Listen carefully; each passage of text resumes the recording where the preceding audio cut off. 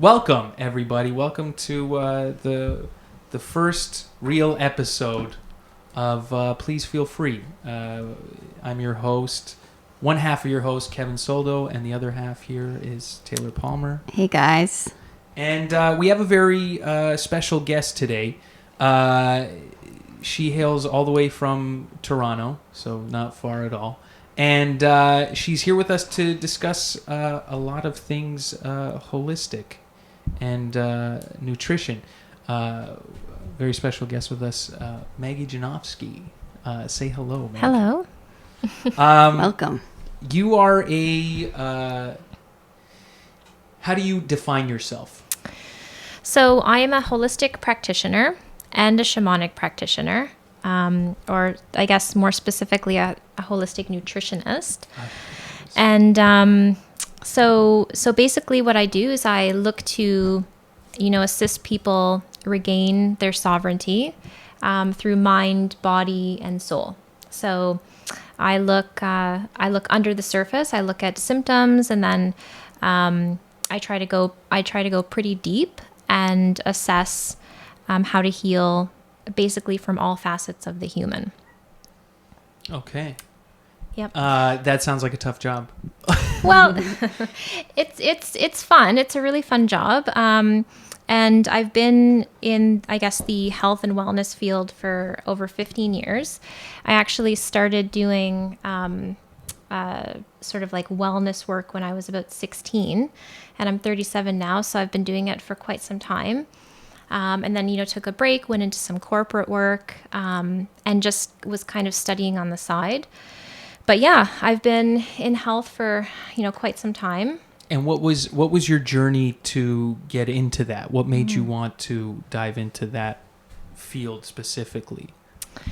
So yeah, when I was working at a gym when I was 16, and I started, I was like washing towels, like doing reception, cleaning the floors, like cleaning toilets. You weren't the one tricking people into gym memberships, were you? I got to that. Okay. I got to that. Yeah, I got to that. So I was doing the reception and the grunt work for quite some time, and then at 18, I started helping manage a co-ed gym in Scarborough. So I was doing that, and that's when I got into selling the memberships and basically ripping people off. You sign them up, you don't see them again for the rest of the year, but those are the best members. The best, yeah, for the gym, ones. The best, right? They take up the least amount of space, least amount of work, and give the most money in return. Absolutely, that's great. Absolutely. And that was at a time when like working out was not. It wasn't a thing yet, right? So Good Life was just coming onto the scene. Like I'm aging myself, but working out was like gyms were not on every corner. So it was fun, like calling people from the phone book, trying to get people in. So yeah, and then I actually lived in Switzerland for a couple of years. So really, yeah. How was that? Yeah, was that an eye-opening perspective? I'm like in love. I'm obsessed with Switzerland. Oh yeah, and I have no idea why. I've never been. But I just know I love it there. Yeah, everything I see is. It's beautiful. Really. I don't know how they're doing now with everything with like the masking and COVID and stuff, right? But, yeah, just amazing. I mean, I lived literally in the Alps, so there was a dairy farm and there were goats, and it was just beautiful. So I spent most of my 20s, early to mid 20s, traveling and, not having any money and not caring, because you were kind of just like a world traveler, right? A free spirit. A totally a free spirit. Running so my around. friends were in university, and I was like, forget this. I'm gonna go abroad. You didn't do university or anything like that? You saw better than that right away? I started. So before I left, I was at U of T for a little bit. I was there for English literature. And I was always challenging the professors, right? It didn't it didn't go well for me. I was like, I can't do this. It just wasn't for me. Too many rules, too many restrictions. Yeah, they really don't like students that ask questions. No. You would really think otherwise. In university, yeah. right? Yeah. You'd think. Yeah. I remember that. I remember in elementary school, they always told you there's no such thing as a dumb question. Yeah. And then it seems like, the second you become an adult, they just go shut the fuck up and get to work. Yeah. It just wasn't for me. It just wasn't for me. So I thought, okay, forget this. I'll just leave. And then I was just working, right? I was working. I went to Switzerland. I taught, little kids English, even though I wasn't, an actual teacher. You were doing that in Switzerland, sorry? Yeah. That's okay. Yeah. And I just like made my way. And I mean, there's a whole story behind it, but it was fun. It was a lot of fun. And when you teach them English, I've always considered this. When you teach them English, I mean, it was not official English teaching, right? But, right, no, I know, but you're still teaching them a language. Yeah. Right. So you're not doing it with books and all that, but you're doing it just like communication, speaking. Yeah. So when you do those things, do you find that there's still? Because I've always thought about it, teaching overseas English, but do you find that there's still an opportunity to help de-brainwash these kids, deprogram them? Like, do you still get to, like, can you slip stuff in? Well, not. Do you know what I mean? Especially because you didn't. Okay. No. That's always my focus. I was just trying to do it as properly, as proper as I could. Right, I yeah. guess, right? And just, just little kids, right? So it was just little words here and there. And but that's when their brains are super absorbent. That's the easiest way to get them deprogrammed. But you didn't do that. That's okay. I didn't do that. 20s. I was very young. And so, so it was fun. And it was actually at that time that I started doing holistic nutrition training because the lifestyle there, I mean, if you want milk, you just, my neighbors would basically just go out to the farm, like go out to the cows, milk the cow and bring, the milk in and drink it. So the food was, I'm lactose intolerant, but it never bothered my stomach. I mean, the eggs were fresh, the food was fresh, the veggies were fresh. It was like, I realized the benefits. Sorry, was everything unpasteurized? Yes, it's a crime to say that unpasteurized milk was drunk, but yes, I did drink it. No, that's because from what I'm hearing, unpasteurized way. Everything, whether it's nuts, milk, whatever you're unpasteurized is, you don't want the food being, because it ruins the nutrition. Exactly. Right? Yeah, that's what. Okay. Heat, yeah. So that's interesting because I've always noticed that too. I've always been lactose intolerant. That's what got me away from milk and dairy in general. I could never handle it. And it's interesting that when you look at the system here and the way it's done, it almost seems like it's very counterproductive here. It is. Like if people have dairy here, I just say, make sure it's organic because you can't find unpasteurized milk in the store. It's people are afraid it's not are going to get. Yeah, they're afraid people are going to get botulism and sue them. Is really what it is, right? Right. So so it was great. So I was healthy, and I thought, okay, I'm gonna do distance learning, and I'm gonna start doing this. So I was just throwing myself into the holistic training. And then, that's when I sort of started to feel, I wouldn't say I started to feel sick, but I started to feel, really tired, really drained. I was having female problems, menstrual problems, irregularities. And I knew something just wasn't right. And so I'd go home in the summer and I'd see my family. And that's when I said to my mom, I said, I think something might be wrong. I don't feel right. And, there's an 8-hour, flight to get from here to Switzerland. The time difference is just massive. So, you can just easily equate it to, traveling abroad, right? So I just kind of let it go for a bit. And I let it go actually for many, many years, where I was just not feeling myself, and then I'd feel better, and then I wouldn't feel good. So finally, I just came back one summer, and I just said, I'm going to go to the doctor. So I went to the doctor. They did a whole range of blood work, and again, nothing so unusual. Like, you're a woman, you're feeling tired, you're traveling, could be anything, right? And then I was probably 22 when, the doctor called me in and she said, okay, do you want to bring someone with you? And that's when, nobody wants to get a call from a doctor saying, we need to come in and go over test results. You should bring someone with you, right? Jeez. But I was so young that and I've always been this way. I've always been like, I'll just do it myself. So I said to my mom, I'm fine to go. I was also in a very serious relationship at the time, and he was back in Europe. So he wasn't here. So I said, that's fine, I'll go. It's nothing.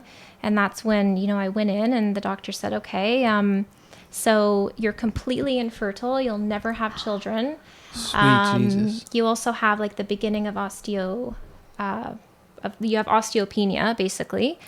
So your bones are just really frail. And, you're probably going to have like, heart problems. And she just started to list off all of these things associated with this illness.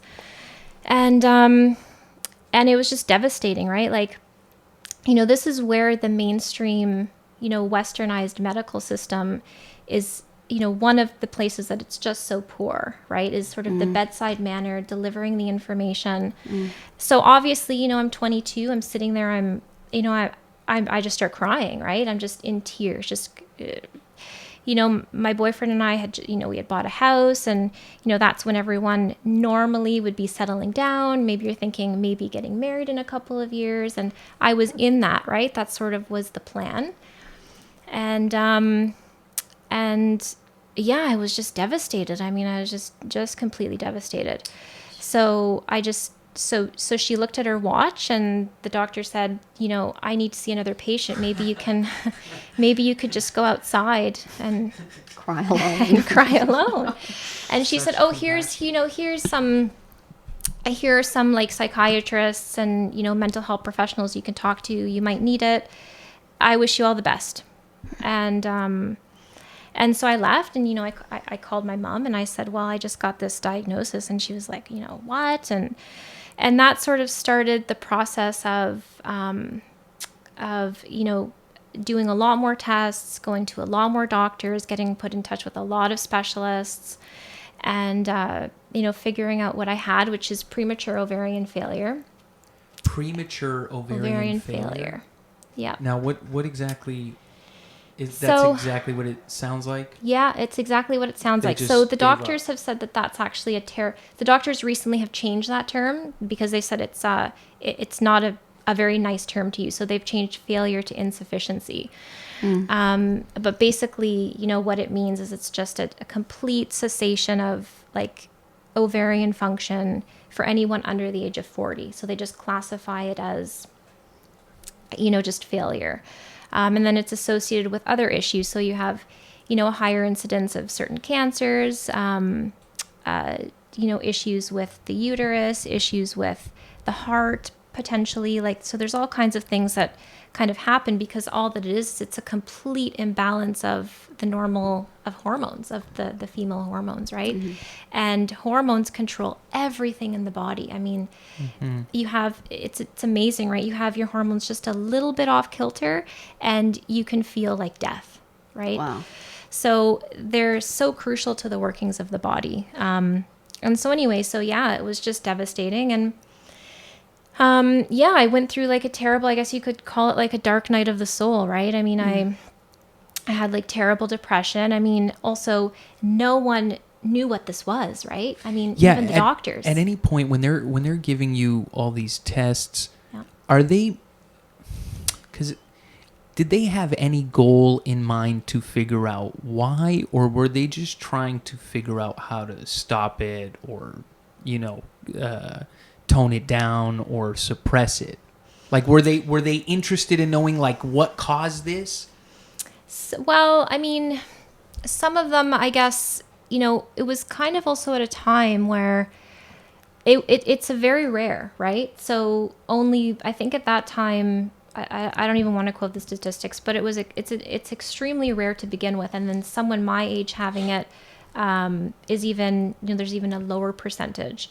So, I mean, for them, they were just concerned about my health, I think, right? Mm-hmm. So they just wanted me to basically to not die early and to not get cancer and to, to start hormone replacement therapy so that my bones, got better. And luckily I was already working out. I was doing weight training and I was running. So they said, that was also good for me. And I had started my studies and stuff. So I was kind of, I kind of knew what I had to do. I knew I had to eat properly. I knew I had to take care of myself. I mean, things that I was doing. But they've never found out what caused it. So it's classified as like I'm an unknown case. So when you were Yeah. doing all those things, when you were going through that, Yep. and you started to confront it yourself, did you notice that there were any things, like were you doing anything wrong in your own perspective?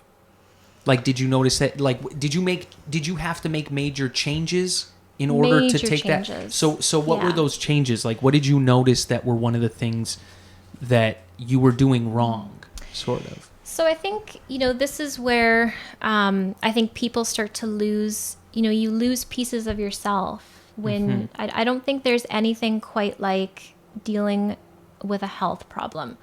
So there's many reasons why we have dark nights of the soul or lose our sovereignty, lose our faith in ourselves. I mean, it could be a really terrible breakup. It could be, an abusive situation. I mean, it could be, losing all of your money. Like there are so many things, but I think going through, a really terrible medical situation, you start to realize how much your mental health is so crucial, right? And, when we're young, we don't have the skill set, right, to necessarily take care of ourselves. We don't know what we're doing. I mean, we don't know, right? So No, and we're being guided poorly. Poorly, the doctors, and this is where the disconnect with the doctors is they don't know, right? And so at that time I had also my boyfriend and I at that time we had been dating for 6 years, and we actually ended our relationship just a few weeks into that. Oh, wow. So we had a house, and he called the lawyers in, and unfortunately went through that whole process. So we actually ended up eventually breaking up, and he basically got everything. He took the house, and it was just an awful time. It was an awful time. And yeah, like I took basically what I went into the relationship with, and I had to find an apartment. And, I remember my mom lending me the money so that I could, have a place to live, right? So it was just a bad time. And so that was when I went to see, a mental health professional. And the first thing they said was, here are some pills to make you feel better. Right? Brutal. And I said, well, and at that time... Do you know what kind of pills? Antidepressants. Okay. Yeah, antidepressants. Yeah, it's never good. They're not giving you MDMA or LSD or anything. No, not yet anyway. So I said, okay. I said, I'm kind of more holistic. And she kind of laughed, right? Because, it was hilarious at that time. And I said, so, maybe there's a more natural way to do things. And she said, look, like, you have a lot of work to do. This is a really difficult time. And I said, yeah, I get it. But I don't want to take the drugs. And she said, well, you have two options. She said, you can take the drugs and feel a lot better in a couple weeks. Or you can do the hard work. I can refer you to a psychotherapist, and, you can find your way. And I said, that sounds good to me. Yeah. So I started seeing a psychotherapist, and, I did the conventional therapy, and I started feeling better. And then, that's what led me to kind of reading about. Now, sorry, a psychotherapist, I was getting confused. They are just listening to Just you. a They're talk not therapist. prescribing you medication. They can't prescribe, yeah. So that's why they send you there, because you turn the drugs down. Yeah. I Yeah. see. I see. So I said, with all due respect, I said, I think I'm done with psychiatry. Right. And so I did talk therapy. But then, that's when I started to kind of, Talk that's therapy is, sorry to interrupt, talk therapy is just you, like, getting shit off your chest? Yeah.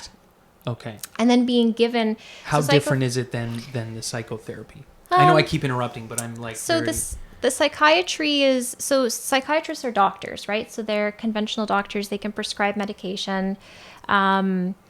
Whereas talk therapists are sort of their job is to offer you some sort of tangible suggestions, right? So they might give you activities to do. Goal planning is a big thing with psychotherapy. So, okay, if you can do this, maybe then plan to do this. And so when you're in the depths of a really deep depression, it helps to have, something to work towards. It helps to have, goals, right? So I found that to be really useful. And I knew that it was sort of, I went in there for a purpose, And I saw her for a couple of years, and at the end we both agreed. She's like, yeah, I think you're done. And I was like, yeah, I'm done. And it was great. I was feeling better. And by that time I had kind of got my health under control. So my emotional state and my physical state was so much better. I moved on. I had moved twice by the time I was done with her, and, got myself in order, and, been single, which was really helpful too. Right. And I kind of did my thing, and then I started reading, right? I started reading more about the shamanic healing and, other modalities that took me away from the Western side of medicine, which, along the way too, I've met just amazing doctors, researchers. I've been blessed to have, Harvard educated scientists that have come up with new ways to help me. And it's been great, and I've collaborated with a lot of them. I started an initiative for women going through POF, I guess. Oh, wow. So I've been able to, put that out there. I put that out there in 2018, and I've been able to connect with women from all around the world that don't have anyone that they can talk to, right? That, it's unfortunate. A lot of relationships end, so they either get stronger or they end with any kind of infertility or, things like child loss and stuff. So it was a blessing in its own sense, right? But I noticed how easy it is to be bullied by the medical system. Immense gaslighting, which is just making you feel like, your reality is completely insane, right? Yeah, that's like, what's that, where you feel pain, but there's no, is that fibromyalgia or something like that? There's like, some people have, I've known people that have had like pain and no doctor has any of their like tools that can measure it, therefore it doesn't exist. But what these people go through is still excruciating pain that they just physically can't. There's a disconnect. They can't relay it correctly enough where the doctor has the right solution, and then so they just their viewpoint almost completely gets dismissed, and not cared of or looked after, which I think is very unfortunate and incorrect. It is unfortunate, right? It's unfortunate that a doctor would say, if you don't do what we're telling you to do, you're going to get cancer and you're going to die. And these are things that, no person in their 20s should be given this information, right? Because as much as we tell ourselves that we're not holding on to that, words are very powerful. Very powerful. Very powerful, right? Yes. So that sticks and stones can break your bones. It's true. Yes, right? For sure. And so I started to see these trends in how doctors, spoke to me and spoke to other women that I met through the support group that I joined. And would you say it was belittling? I mean, aside from the holistic standpoint, from the fact that the two worlds really don't coexist still very well. The fact that it was just, it was just really bad. And it was just over and over and years and years and years of that, until finally I started to say you can't talk to me that way anymore, right? You can't talk to, people come in here and they're very sick, and, this is not helping, right? So I slowly started to kind of find my voice with these doctors, right? I started to say, enough is enough. I don't want to do that. I'm trusting my body. Run this test for me. Don't run that test. I don't want that drug. I don't want that drug. So now it's been, a long time, right? So now I have a very good relationship with my specialists. Yeah. Did you find you were able to get them to learn anything new? Did you get through to any doctors where you were able to reason with them enough where even they learned something out of it? I don't think that they maybe necessarily have ever told me that they've learned from me. They have respected my knowledge base, although very different than theirs, right? So I told them not too long ago, really about 4 years ago, I had a surgery done where they thought that they could actually cure my condition. And it was like the first of its kind. And I said to the surgeon before going in, I said, I respect the fact, like, and he had come up with this procedure. It was the first thing. It was this big thing. And he said, you're a really good candidate and this and that. And I said, that's fine. Like, you're a man of science, right? And I think there's a place for science. I mean, it's very important to have science, but you know, as when it comes to my recovery and it comes to me having ideas, like, you and I need to be able to work together, because now that I was part of a study, we were basically developing a long-term relationship, right? Yeah. And it involved many things. And I said, like, you and I have to develop a relationship, and it would be really nice if you respected, right? You know, my own training, right? And he was great. And he said, yeah, he said, like, we need people like you. He said, because I don't have the skill set to provide you nutritional support, or to provide you emotional support, or to provide all of this stuff for you. And I said, okay, great. So, and that was about 4 years ago. And that was the closest that someone has come. But again, he wasn't just a doctor. He was a researcher. He was like, he was like, if you know anything that can help us make this better, right? Wow. It's rare. And like I said, he's straight from Harvard, right? So he said, yeah, I don't know everything. He's like, I spent all my time studying women's bodies, right? Like women's fertility. He's a very, very specific fertility specialist. That's a closet creep. What I know. That's a closet creep. If you're there's good men out there. Not all men are good. Yeah, but when you're like, I got to go through science to be a pro of women, that's a questionable tactic. And I will say though, like, one of his strongest attributes was, you know, I had actually been telling my doctors for about a decade. I said, like, I think there's actually something else wrong. And because I'm very intuitive, I was convinced, right? Like I said, I think you need to do this testing and this testing, because by now I knew my medical lingo. I had read the journals and the articles, and I knew my condition. Like, so I know my condition. You're not speaking to them from a holistic standpoint. You're trying to hit them with their jargon. Yeah, I research, because now I research medical journals, right? So I said, I think we need this test and this test, and my doctors were always saying, no, like, you're wrong. There's nothing else wrong. And I said, no, there is. And they said, no, there isn't. So after the surgery, he called me back in and he said,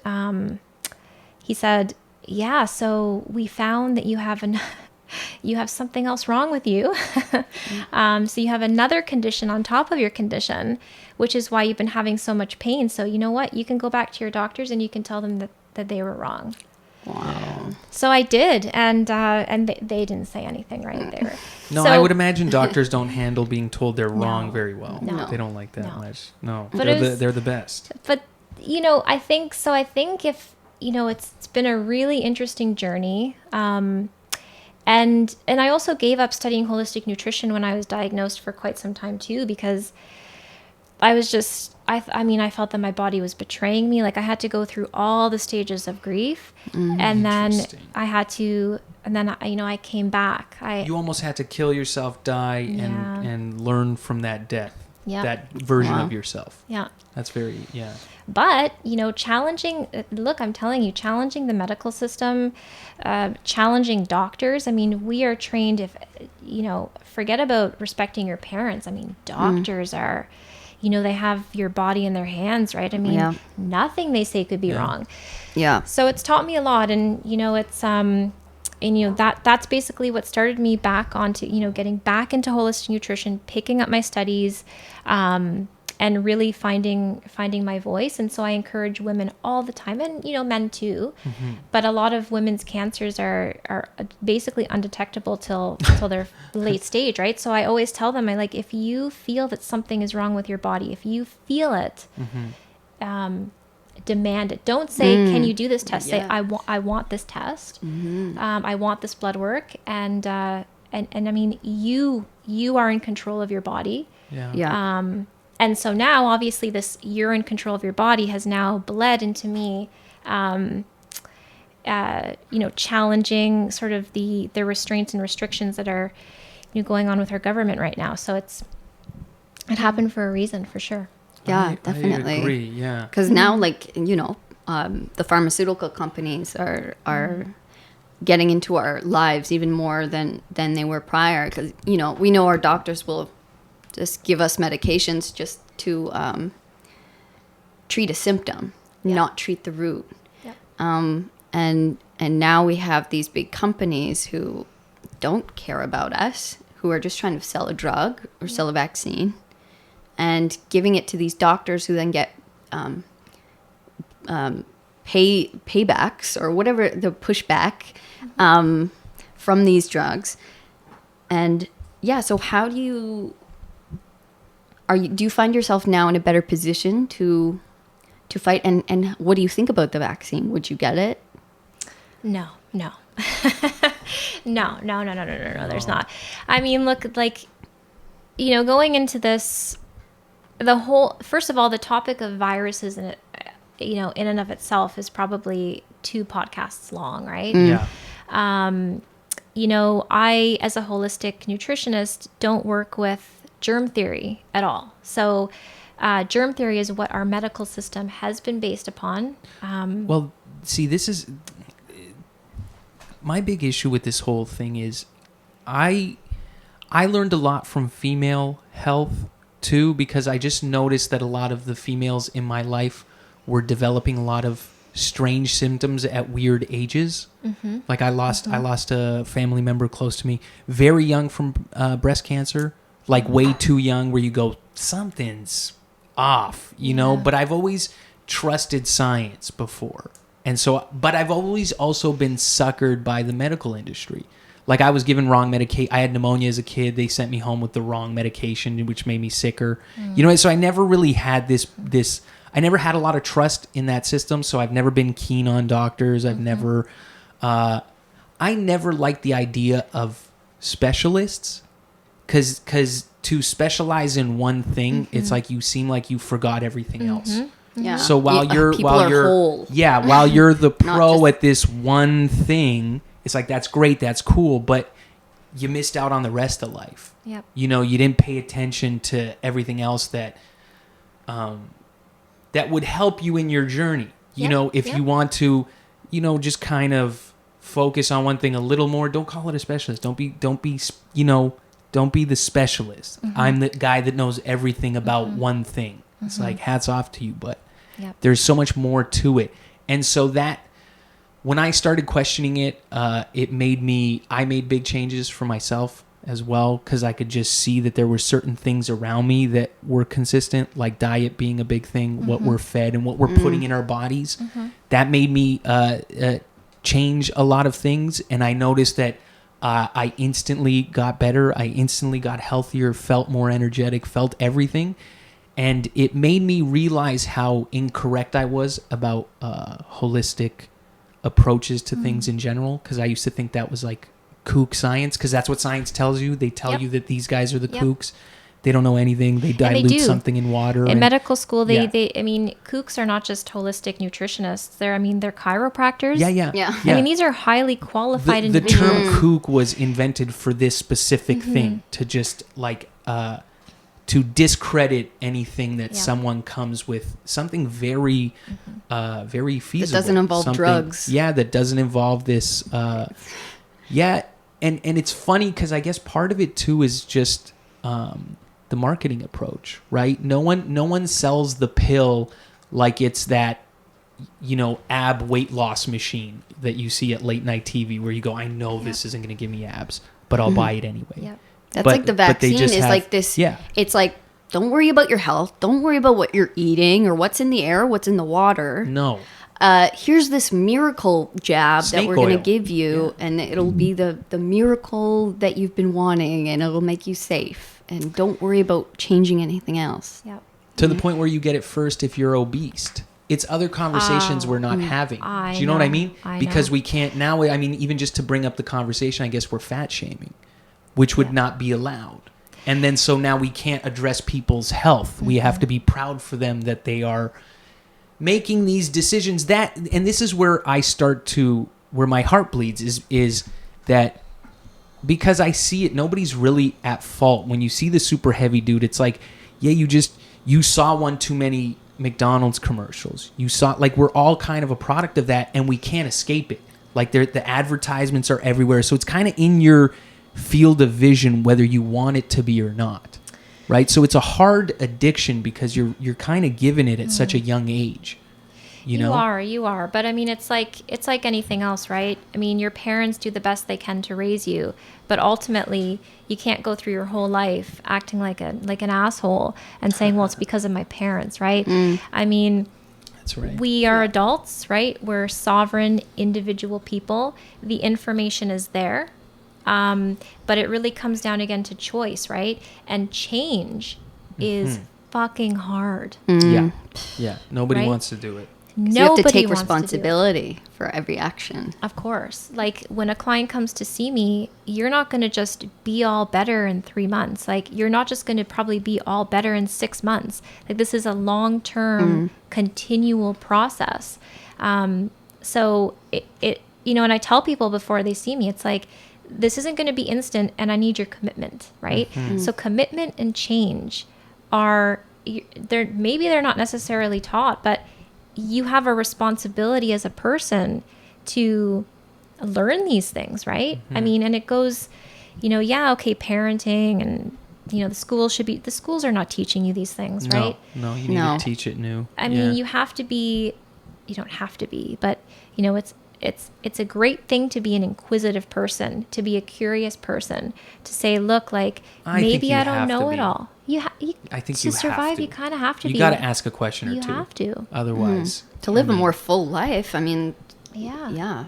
Like, isn't there something, I mean, we should be learning something new every day, right? And unfortunately, it's just got to the point where you're right. It's like, I just want a quick fix. Like, I'm fat and it's easier for me to get this vaccine. It's like, look, you're fat and you need to lose weight because no one's obese and healthy. No. And maybe you're making it now, but come and see me in 10 years, right? Yeah. So, and to be quite frank, to be quite honest, like, how many really obese people are happy people?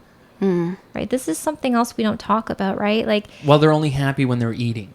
I think that's the loop, right? That's the loop you're caught in. You're stuck in this. I'm only happy when I'm eating, it's so that's But that's what I'm saying. So when you get addicted to crack, let's say conservatively that starts in your late teens, early 20s. When you get addicted to junk food, I mean, how old? 3, 4? That's a very early addiction that you get kids hooked on. Sugar now we know that it's no different on the brain than cocaine, and you're giving it to kids. It's like the funnel of, that's what you're trying to get every kid on, is how do we sell these kids more candy, right? And it's not just candy, right? There's sugar and bread. Yes, absolutely. Sugar added to things. Absolutely, the high fructose corn syrup, that good insane. stuff. And it's loaded with it. But I think the real bummer is, too, that people aren't represented correctly. I guess that's what I'm slowly beginning to learn. The doctors have a lot of accreditation to the point where, no one pays attention to it. No matter how many times you point it out, everybody puts the blockers on and refuses to see it. But there was a point where doctors were supporting and advertising cigarettes. They were saying it was a good thing. They were advertising DDT, DDT, and just mutating humans, right? So it's like it's on some very island of Dr. Moreau shit that they're doing. The conditioning is deep. Yes, and can I just mention something? Because I've been reading about this in a book, and because polio came out in like around that time, I think in like the 20s, 30s, around the Depression. This is getting banned for sure. But that was when they were dousing people with DDT. That's right. In like, here, just gonna pour it all over you. They were putting it in the wallpaper in your house, all of your children, in your food, and they told you this is the miracle product. It is totally safe for consumption. It will kill insects, but it will not harm you. People open their pants for it. People would that's get right. it everywhere. Yeah, they did that. Wow. Yeah. There's video footage of it. It's just crazy. And the dude came up with a vaccine for polio, and it just so happened that when people took it, the cases of polio would go up, making them more sick. And then as soon as they stopped using DDT, all of a sudden polio disappeared along with the use. Amazing. Right? How does That's a that simple happen? coincidence. Yeah. That's Yeah, just a of mere course. Just- simple coincidence. Yeah. No possible correlation to that whatsoever. Yeah. And we according- still use pesticides on Yeah. our food. It's not DDT, but now it's another one. And so you just think like, well, what's very these are like what this is affecting. This is in your food. This is in the soil. This is in the air and the water. There's a plane. they're coming for us. Run. Yeah, they're spraying DDT in the air. But this is where it gets tricky too, and why we always fall back asleep is because it's the same people doing it, and they just learn to change their names along the way Yeah. and market themselves differently. Nobody talks about Monsanto anymore. Nope. I'm seeing television commercials of lawyers going, "Hey, if you used Roundup, we're suing Monsanto." 80, and they go, "Everything's fine," but Monsanto is gone. They were bought out by Bayer. So if you follow Yeah, it they now, just you go, "Oh, the aspirin company now is the pesticide company." So there's a very weird, and when and what again, it's that thing. Nobody gets the history books currently, right? So when you're looking at this 50 years from now, you're gonna go, "How the fuck did people take aspirin? It's rat poison. How did they not see that? How dumb were they in 2020 that they were still taking aspirin?" And giving it to babies. Yeah, Baby aspirin. They got baby aspirin. Yeah. Let's give baby rat Yeah. poison to baby humans.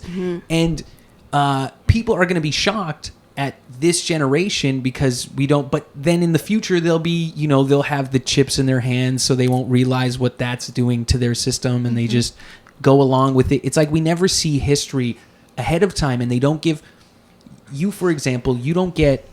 You're almost like a combination of everything, right? In the sense where you're like a psychotherapist, you're almost like a medical doctor but instead of prescribing medication, you're prescribing health and wellness. I can't say prescribing. But you know what I know. I guess you can't Yeah, because that's the word that they'll come after you for. But you know what I'm saying in that correlation of Yes. and it's all because of your journey that let you took from the psychotherapist and you saw what they had to offer and you kind of took that and were able to translate it into a new format. Yeah. And Yeah, so I probably. think that's like but nobody tells you that's not what that's not the approach I've ever gotten from a holistic standpoint on anything, whether it was from a holistic person or from, like, I was never given this context of where they're from because all I knew was holistic equals kook, right? So I kind of never opened the door enough to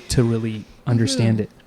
Yeah, and I think most people are confused. I mean, there are so many titles and terms out there from people that are not medical doctors, right? There are medical doctors that are naturopathic doctors that have the medical background training and then do sort of what I do on top of that. I mean, the naturopathic doctors are where people should be looking, in my opinion, to take their families, right? So you get the best of both worlds.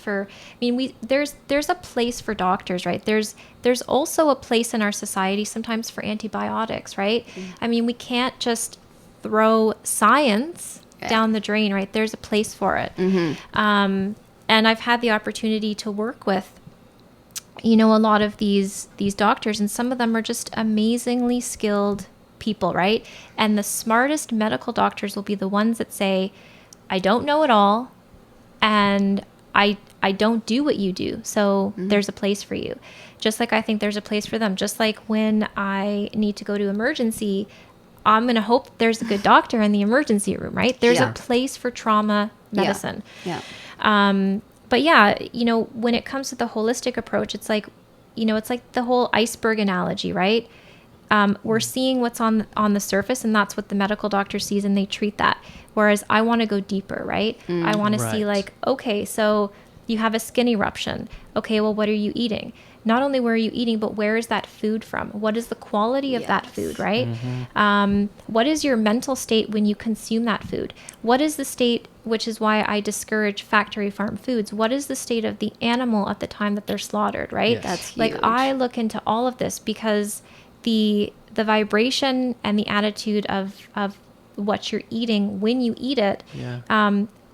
it makes a difference, right? It makes a difference in your biofield. So I want to know all of it, right? I want to go really deep and And then, at that point, it's like, okay, so now that you have all of these pieces, the person can then take that, and then, my goal is that I don't really want the same person coming back to me because I haven't done my job. When you go to the doctor, you go back and you go back and you get another prescription and you get a refill and then you get a refill. It's like, I want to be able to teach you a little bit about everything, and then hopefully, have you be able to do that on your own. Like I've now sort of like, it's almost like raising a little child. Like I've now given you the tools, right? Like the each one, reach one, teach one.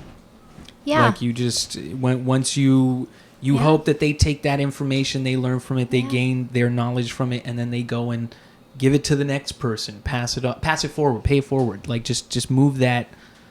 Yeah, I had a very, I had a weird experience with food where I once saw, I was just looking at the grape and it caught the sun right. And it was just like you could see the sunlight coming through the grape. And it just made me realize that like all the grape was just water and sunlight. And you go, there's no better energy than that. And then it made me just view food as energy. Because I've been, I took the... I did we were doing the vegan thing for a while now. I've had, I've done it on and off, but now we've been vegan for like a few years and noticed good change. But when I started looking at food as energy, that's when it really totally changed my perspective to just realize, because you would always get made fun of for taking the vegan stuff because people would go like, oh, but if you eat a salad, the plant is alive, so you're killing a plant. Don't you feel bad? Right? Like people would say that, but then it made me realize where you go, yeah, you want to eat alive food. You don't want to, because when you kill the animal and you process the animal, it's dead energy. You know what I mean? It comes to you as nothing. Because even the lion, when the lion eats its meat, it's like that energy is still alive. It's still flowing through the animal.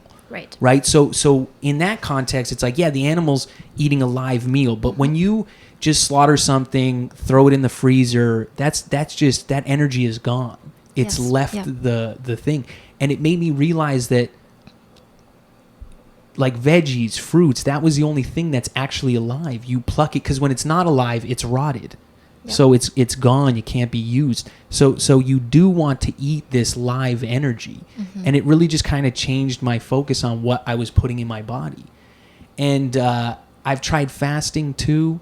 And then when I noticed too that when I started to fast, the type of food I put in after the fast would either continue this good, healthy feeling or would instantly turn it off like a switch.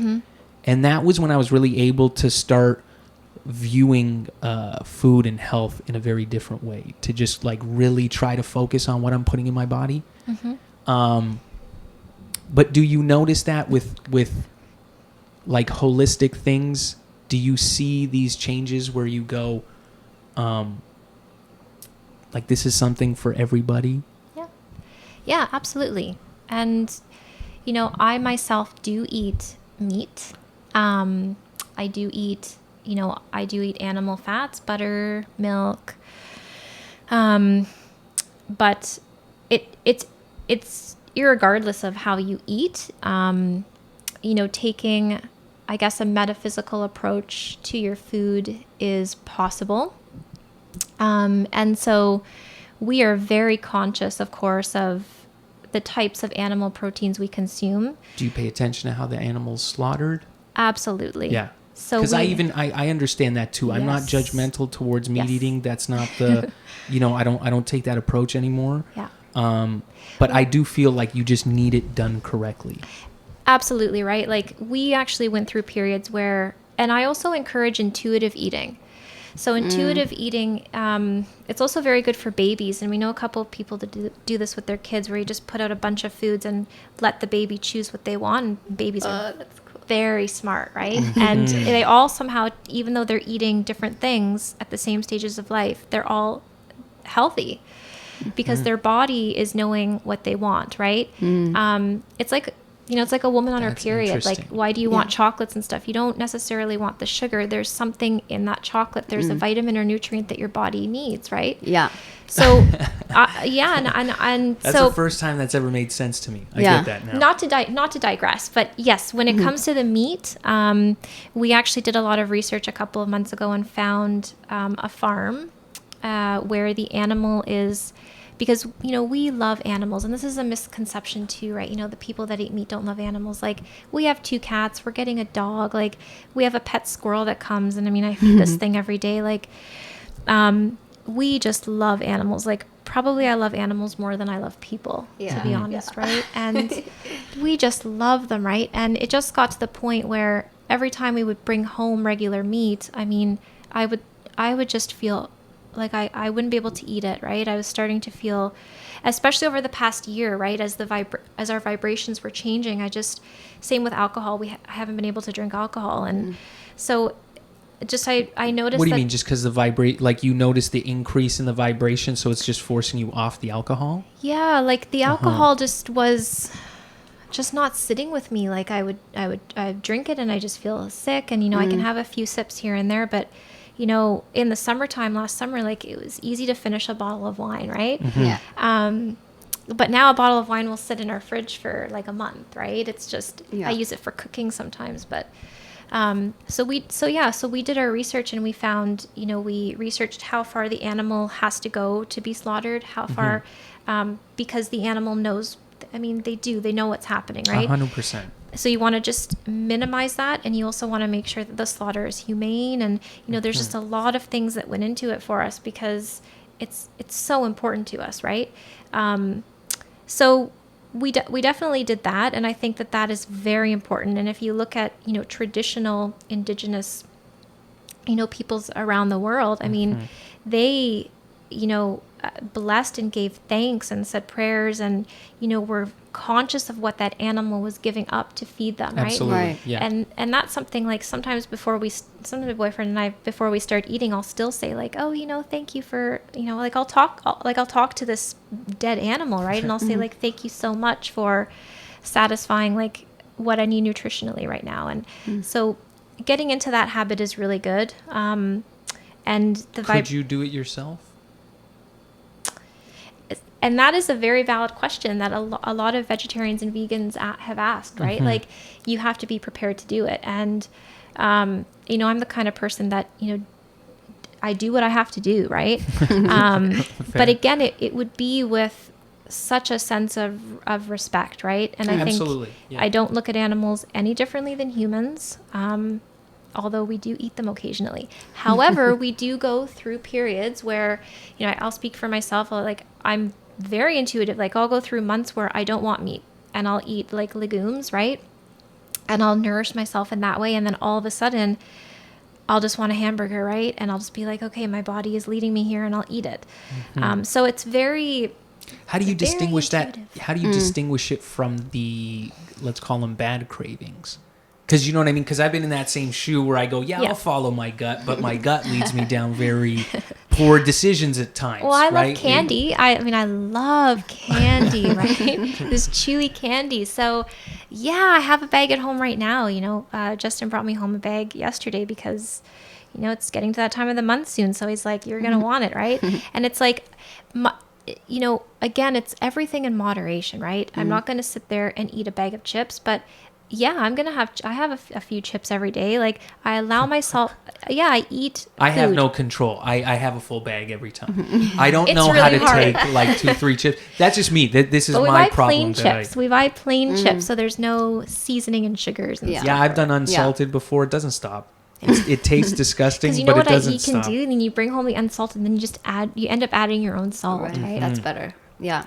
So moderation, intuition, and like vibration is key. I mean, Yeah. Intuition, I like that. intuitive I do too. eating. I like that. Because I've even recently, I never crave meat, but I do have cravings for eggs. So, Such a good protein. yeah, my body, and I can feel it. I want it. And so now I'm kind of opening my eyes to, okay, if your body is really feeling this way, and it's like I've taken it away for many years now, But so all of a sudden it's like, no, my body wants it. So I'm thinking, okay, I shouldn't be so like, it's great to have your morals and your principles, but don't stick with those to a fault. So like, don't make yourself sick. Like if your body wants something, let it have it. I talked to this guy, and he was he's an organ. So he would speak to my organs, and Interesting. yeah, and he told me, he's like, if you get pregnant, don't miss any meals. He said your Yes. body, if it needs something, you give it to it. He's like, even Yes. ice cream. He's like, Yes. if you want ice cream, you have it. Yeah. Yeah. And that's the thing. So pregnancy and women have completely different nutritional needs than men, right? I mean, there's two genders and they're different. So Well, that's changing. these there are days. two biological genders, people, men and women, and we're very, very different. Listen, and we're not trying to get this And that's podcast okay. banned. Yeah. We're trying to be able to put it out to human That's so beings, crazy but talk. So you've really yes. offended everybody. Right I now. know, Two I know, genders. but What gives you that? Here we're kinda- going back to science. Mm, Yeah, mm-hmm. science tells us there are two genders. And you can dress up however you want, but that's a whole other topic. Yeah. But Isn't that yes, funny that we will accept the science experts on the vaccine, but you won't accept I it know. when they say there's only two genders? I know. You go, no, what the fuck does a scientist Just like know? picking and Ask about choosing. the vaccine then, maybe. If you think there's more than two genders, then maybe don't take the vaccine. But what do I know, right? I'm just... I wanted to ask you this. Do you ever feel like... Because you mentioned you were part of a study, right? Yes. And then so you got to It failed for contribute me, to but- that study, but you got to contribute to it, right? Yes. So even to be a part of a study, do you not feel like this is sort of going on right now, that we're all part of a bigger study, but it's almost like there's none of that that ability to give your consent. consensus to the study? Do you feel like Yeah, that's let's sort talk of about consent. what we're pushing towards? Yeah, how do we? Because we want to learn about sovereignty. Because I feel like there's a lot of different ways to be sovereign. You can be like, financially free, spiritually free. There's all these different ways to free ourselves from the shackles of what we think, right? And I. You mentioned it earlier too about words. That I'm a very firm believer that our words dictate a lot, and even ideas. That's why I frown upon science so much, because of the language they use. They say a lot of things that create a lot of ideas, like the germ theory, for example. Right? I've looked into it where someone, I can't remember who it was that put it. They said that the invention of the germ theory was essentially the same as the invention of the printing press, because it was interesting. once you were able to create a story and then you can sort of manipulate that story, you can steer people any way you want. Yeah. Right? And so as soon as the printing press was a great invention, great idea, but now you were able to manipulate people on a mass scale.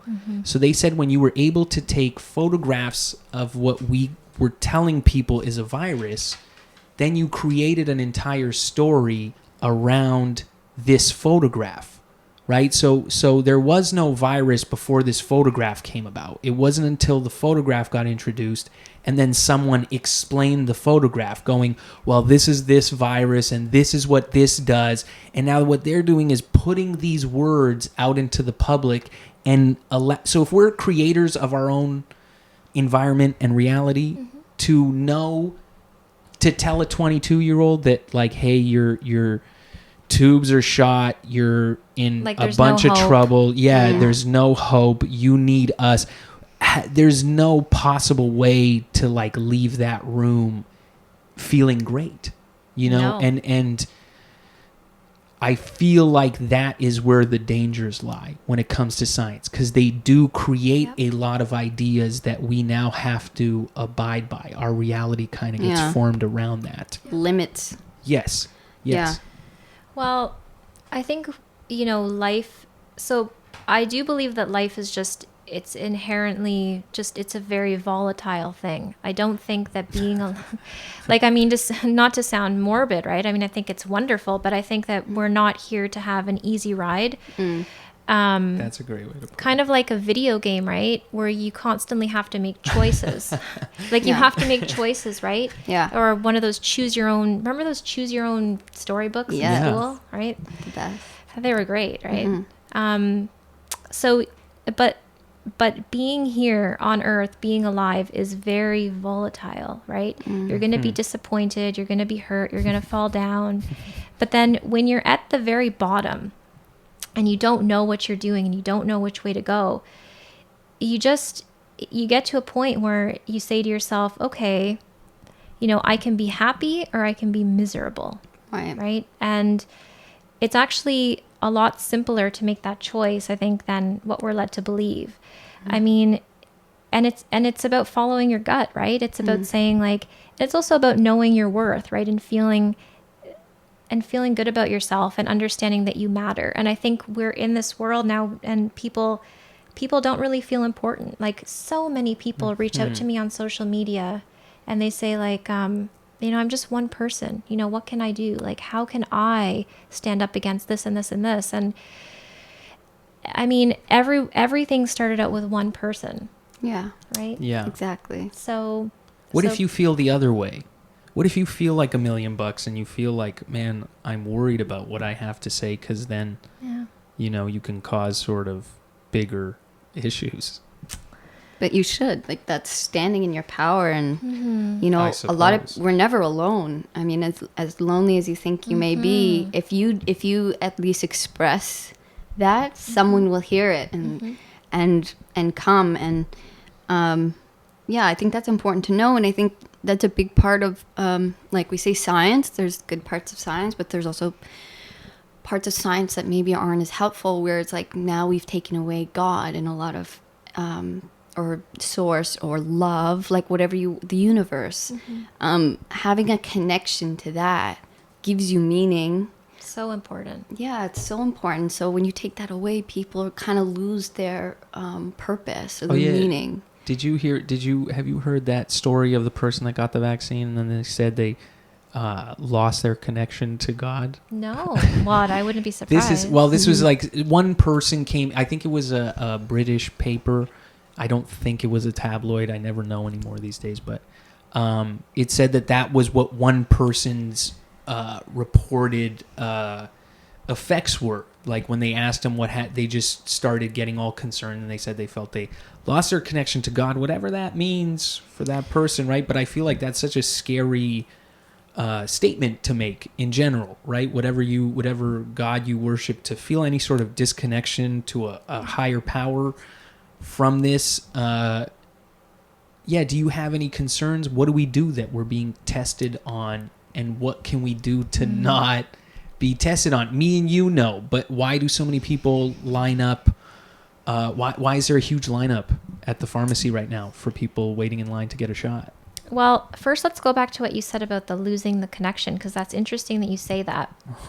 Because I've had a couple of people who do, I guess, spiritual work or psychic work say that people that have gotten the vaccine they can't pick up or see the same biofield resonance from those people.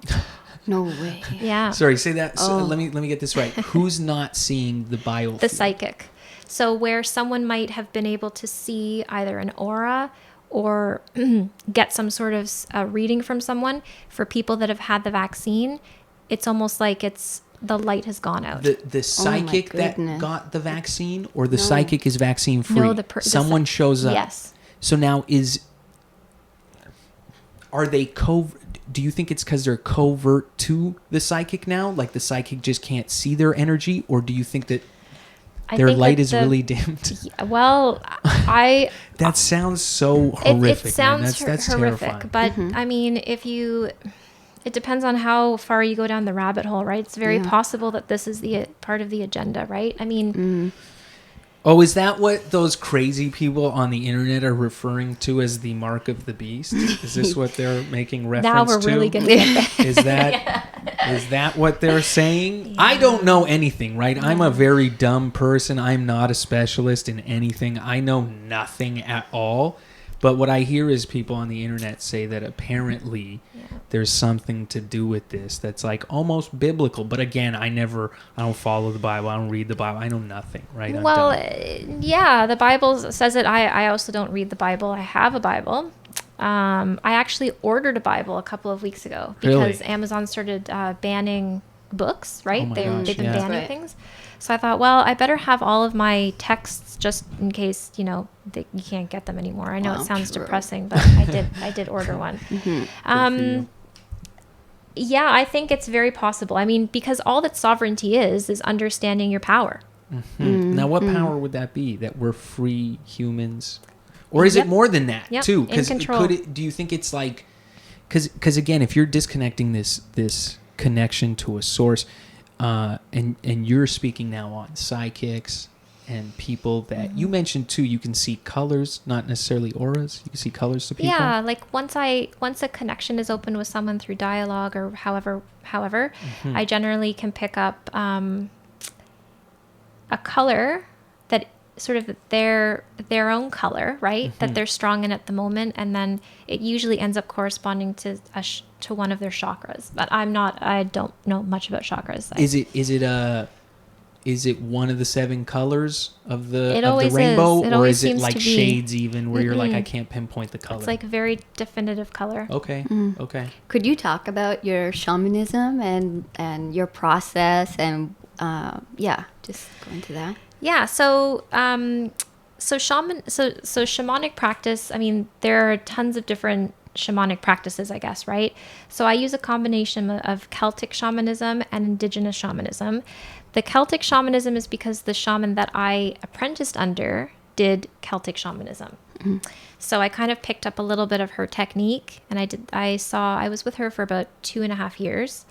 And then I've just always been fascinated in the indigenous shamanism, and all that it is really is you're bypassing. So, in an organized religion, so let's say you're Catholic, right? You go to church, and God, that the priest, the church is sort of like that intermediary, right? Like if you The talk, middleman to God. it's sort of the middleman, right? Yeah.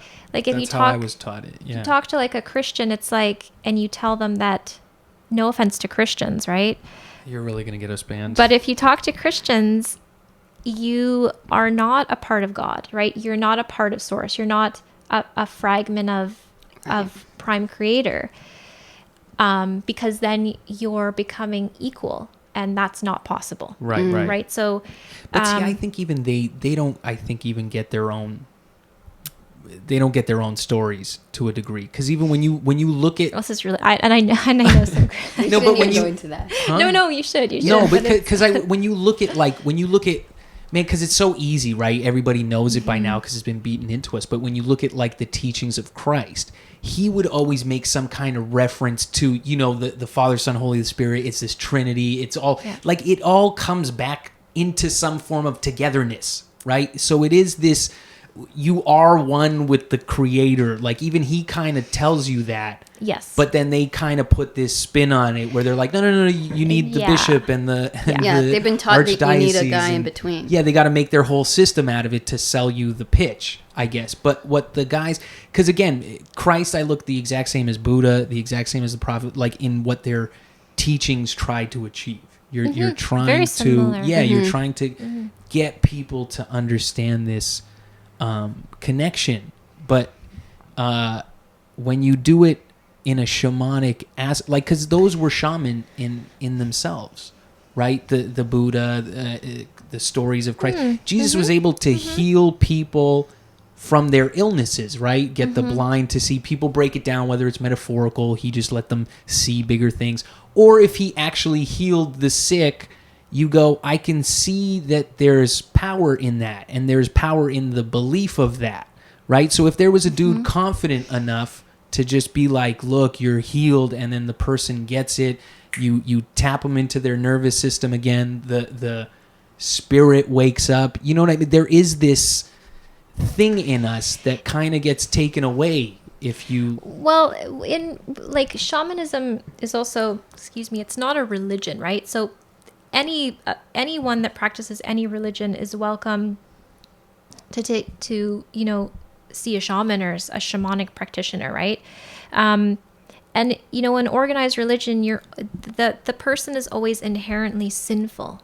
Right? You're always a sinful person, even though, and I've brought this up to very religious people before. It's like, well, God was hanging around with like prostitutes and I mean, he wasn't hanging around with the rich people, right? Right. They're no fun. No, he was spending time with like prostitutes and beggars and stuff, right? So, I left organized religion a very long time ago.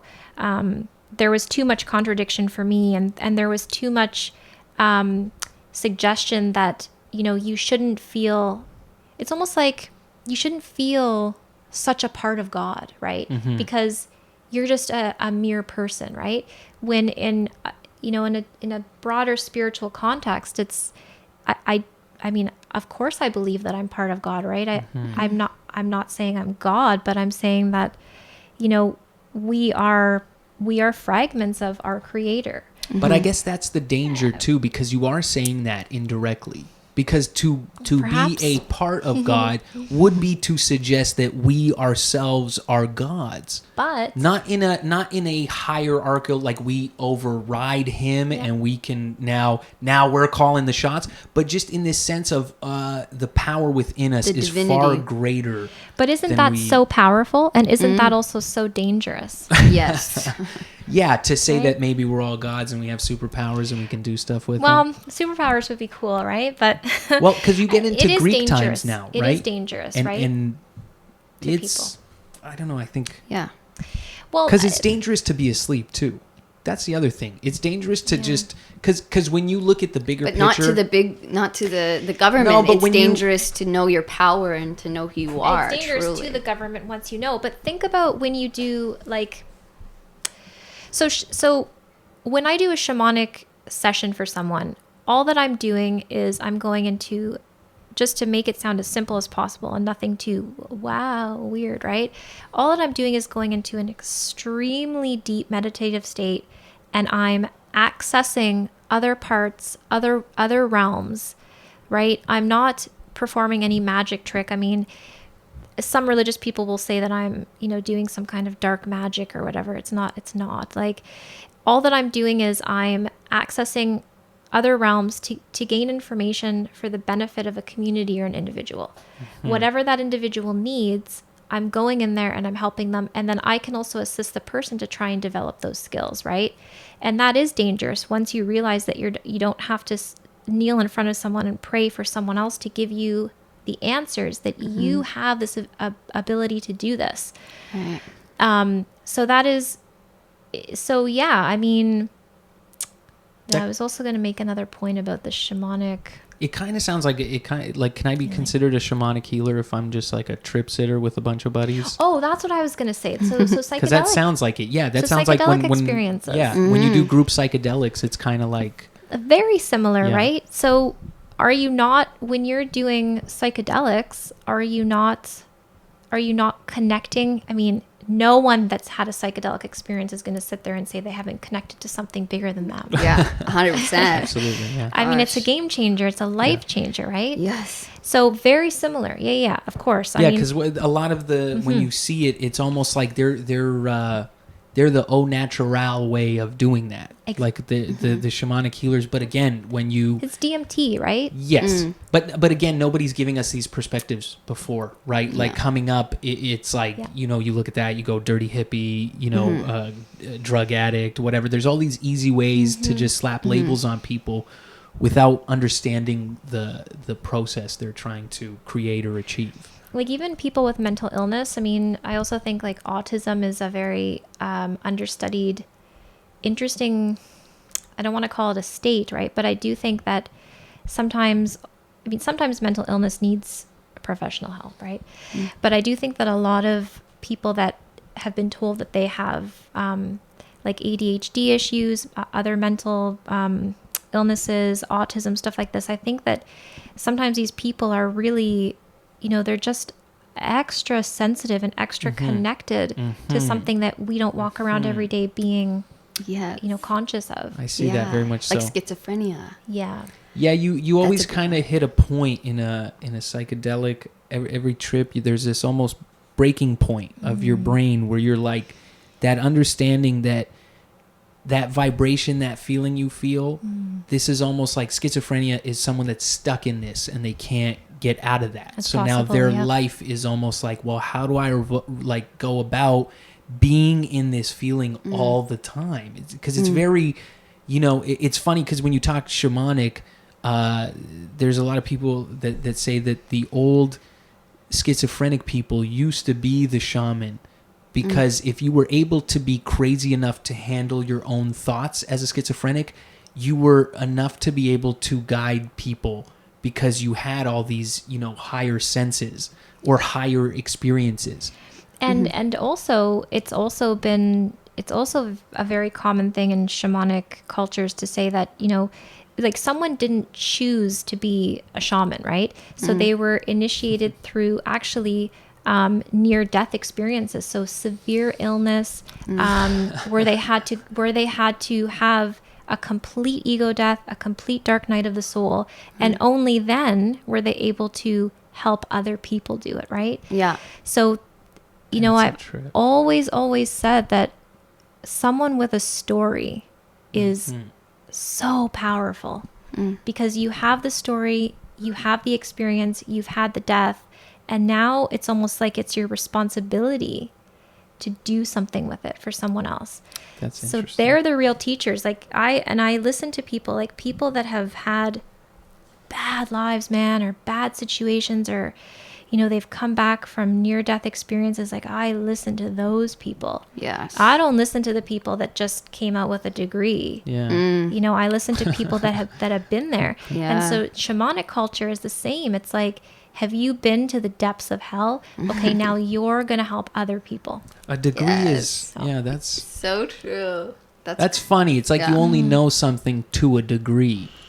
Yeah. Right? Yeah. And that's kind of what a degree is. It's like, yeah, you only know this much Sliver. of the degree. Yeah. That's what you It's true. but that's funny, man, because I've had a pretty great life. I've been very fortunate. I've I'm a white male. I've lived very very privileged for a very long time. So right? you're like a white supremacist then? Yeah. I'm the worst. No, I Fascist. can't even. I gotta delete that audio. But no, I'm like, I've had the life that the world has created for me, right? And But everyone's been through something. yeah, but Yep. but what's funny is that you say that is the near death experience.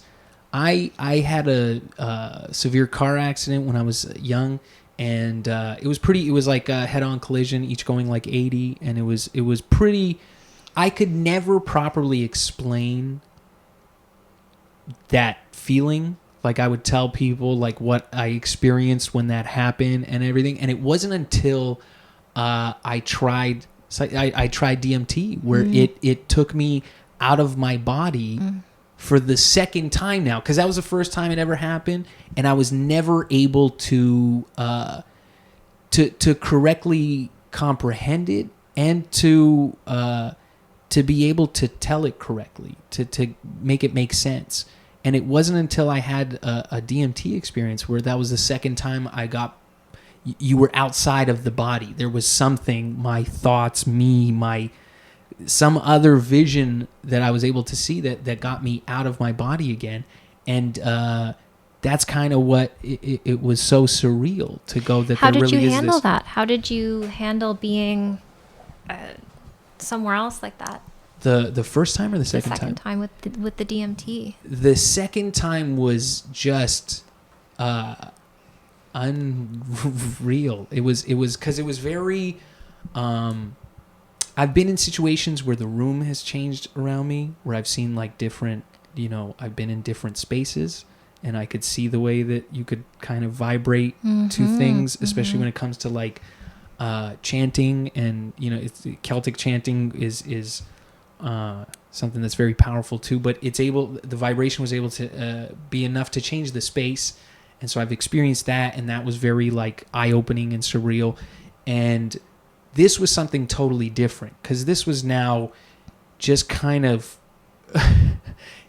confirming that there's something outside of you. It's still you. It's still very much you, but there's something that we're able to get outside of ourselves. And the good ones know how to do it.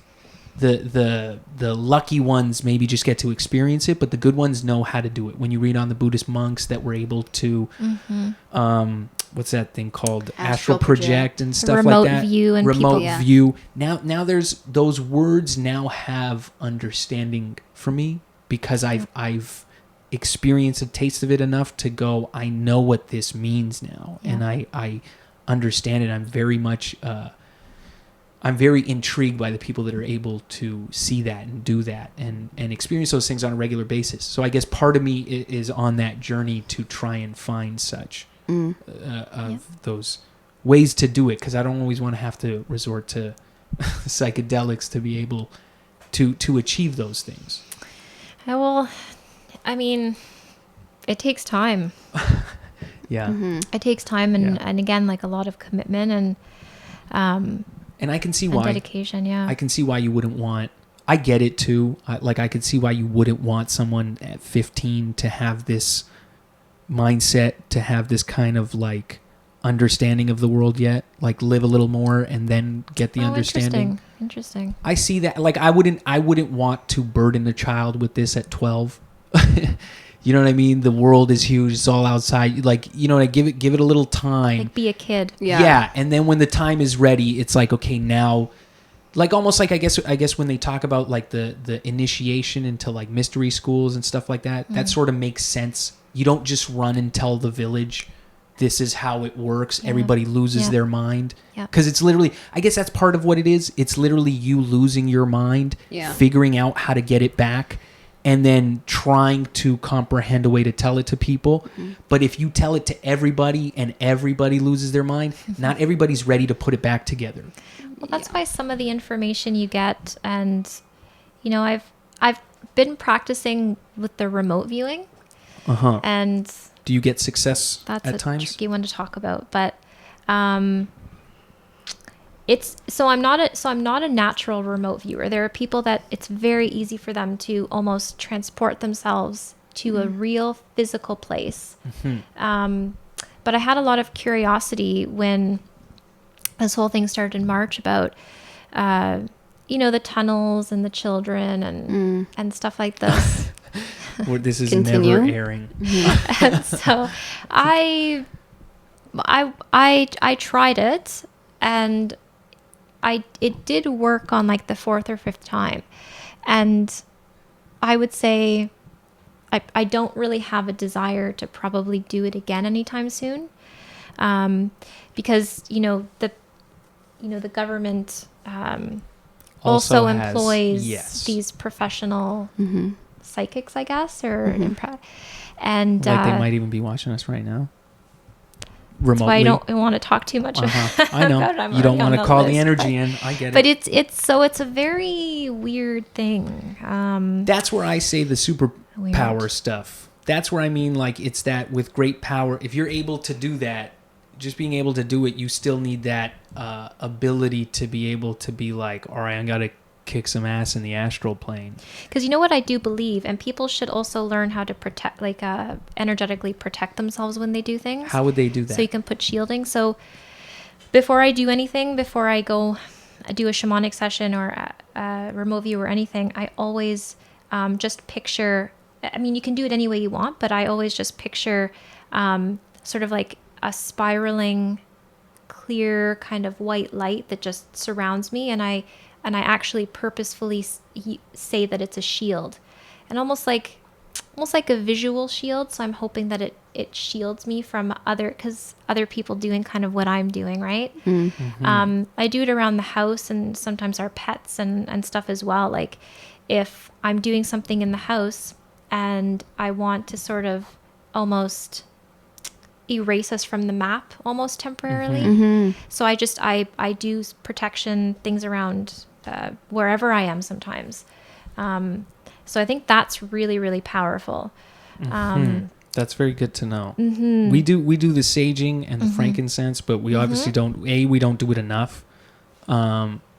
Because you almost notice it. Like I wonder sometimes if when you have these energy shifts, when you feel in a funk, I sometimes wonder if that's a result of not doing it enough because you haven't cleared the energy in a while. There's a stank in the air where you're like, you just feel it, but you forget to do it. It's the same thing like if you have a bad encounter with someone and then you go home and like that feel buzz it, is there. right? That buzz is there. That's a good time to do like a meditation, like go into the meditation, do the cleansing, put a color around you.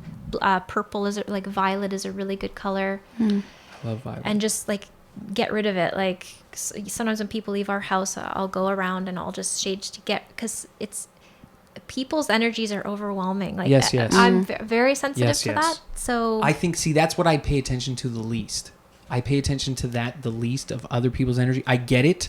I know I feel it, but I feel fairly strong enough to at least think I know I've washed myself of that, but I don't. I think that's what we need to do a lot more often. Yeah. Sage, when you get out of here, because when you talk to people, people have all this energy, and then you just become this sponge, and then you're like, why am I feeling this way? And you take it on yourself, and it's actually someone else's energy or someone else's emotion. Yeah. someone else's depression. Yeah, Yeah, exactly. So you Yeah. got to be careful. Yeah. Can I ask you one thing? Yeah. What are our colors? Oh yeah, I want to know. Do you see? Can you see any colors to us? Besides the obvious, I mean, if you just say orange, that's kind of not fair for me. I see some green. In both? I don't know who it's from. Okay. That's heart chakra. That's good. Yeah. Interesting. Mm-hmm. And But that's see, I it. don't know the chakras. Like I'm Yeah. so ignorant to that, right? Yeah, that's okay. So I'll just say to someone, this is what I see. I don't know. Go do some research. I don't know. So I'm really bad that way. But I like the yeah, chakras. so I don't know green. what the colors are, but I like the representation of them. I totally get that. I feel like when there's if it's a throat chakra issue, I get that. I feel like it's in my throat where something gets stuck. Like the word can't come out because you're just keeping it there. Mm-hmm. You know what I mean? Like I get that more now. I definitely feel it, but I don't know the colors well enough. Yeah, I always think, I should learn that, but like, there's just so much to learn. Yeah. Yeah. You could be on like a learning quest But for so much. you know what's really Yeah. funny though? It's kind of all the same.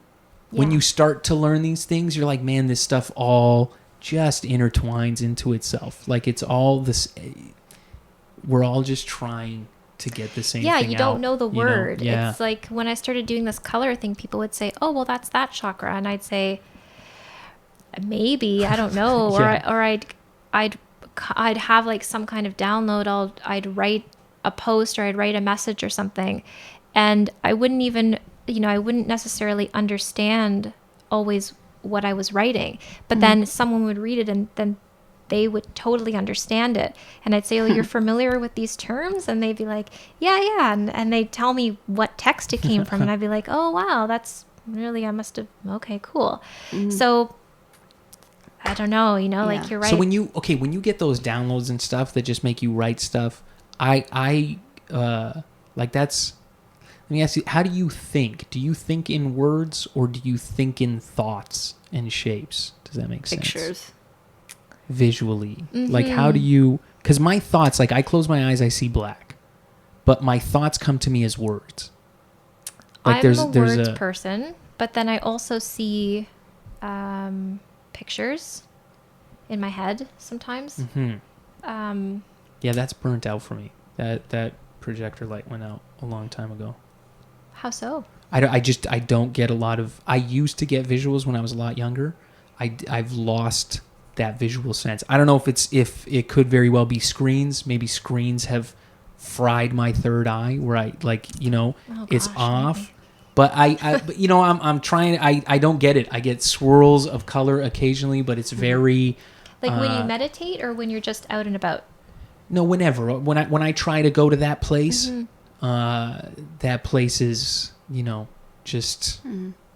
Whereas It's like outer I space. feel like when I picture someone, I can be there and I can feel where I am. I can smell things, and like I just can totally see and like surround myself with all the senses. Whereas like he's very just I like can words paint that with words. Yeah, I can describe descriptions. those feelings and I can feel those feelings, but it needs to be through words. That's just me now. I would like to hopefully be able to have vision again. Yeah, that's interesting. Because everyone is so different, and everyone has. The other thing is everyone can do this stuff. Right? Yeah. Yeah. I believe that. It's just practice. Practice, right? I think that's what the machine is for. Some people are here to do it, like almost like, excuse me, a full-time job, right? Some people are not. We all have different purposes, but everyone has it. When I do a shamanic session, yeah, I get taken. It's almost like it's almost like a movie. So I'll actually be, like if I'm going down a waterfall, I'll actually be taken on these journeys. It's really interesting, and yeah, it's funny. It's always in color. I'm very, very visual, which is very strange because I didn't have a visual psychedelic journey at all. So That's what. See, that's okay. So that's where I weird, did. right? That's where I got reintroduced to my eyes being closed and there being a world of color. It wasn't until I was introduced to psychedelics where I saw that again, where I was like that feeling of being a kid, where your kid. I remember my imagination vividly. Now my imagination is just. It was the psychedelics that let me see again, if that makes sense. oh, interesting. Yeah. Yeah. They're really so potent. I mean, I think for, so many conditions, they're just incredible. In the right Yeah. set and setting, yeah. Yeah, I was Yeah. You just never have to. never spiritual Yeah. before psychedelics. And then once psychedelics were introduced, Yeah, both of you have kind of said that, which I Yeah. find. So you were both people of science. I wasn't so much. Like I grew up Catholic and I had this like feeling that I was like there's got to be more to this, but I didn't know. I was never given any kind of I wasn't religious at all. But yeah, never given an experience where I was like, yes, like I know, until psychedelics, and I was actually able to see the other side. And then I was like, oh, and it was just the most familiar feeling I've ever had. Like I was home, and I was like, what the hell? I've been here so many times. Like, and so after that, I then started meditating. I was like, I want to get here. I want to experience that on a day-to-day basis if I can. And that's when I start practicing. And now when I meditate, I visualize like where I want to be or, and so practicing that, now I can experience more when I meditate, just more detail. Yeah. But yeah, it just took practice. And It's all bad sales, though. It's how they sell it. They sold it to us wrong. I know. They well, yeah, sold they us don't everything. want you. As soon as you take it, you're like, oh, yeah. Religion sells you it wrong, and they're. Well, the States has several places that are, I guess, I don't know if you guys listen to Tim Ferriss. Do you listen to? I've heard. Yeah. I've listened to some of his stuff. I don't do it regularly. Yeah, he's really big into working on getting this stuff legalized, and I mean, I know some places are legalizing some of it. Yes, Try and DC. stay I up think to just date. DC Yeah. just said all the natural psychedelics. So mushrooms. I think ayahuasca and peyote. So But you they know still what? haven't Like, done LSD. Like, I do think that we need to legalize some of this stuff, but I've only done it once, and I can tell you, and I did a pretty high dose, right? Because I was just like, oh, let's just get it over with. But I'm telling you, like, if the wrong person does this, someone could suffer a really terrible Absolutely. psychotic break. Absolutely. You still have Charles Manson. Never forget Charles Manson. He was also a product of psychedelics in the 60s, but that was where you go, you took it a little too far. It's a You fine, took it. fine There's line. still always two directions. Because you can panic too, Yeah, right? yeah. I mean, I was like having physical sensations, and I mean, I thought, so if you're not You already, lost your marbles. it's very quick. You Yeah. can be very quick to panic. I mean, if I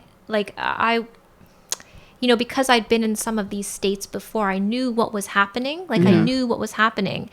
And even though the voice wasn't telling me, even before the voice said just like chill out, relax, I could feel myself thinking, wow, like I could really lose my shit right now. Like I could really panic.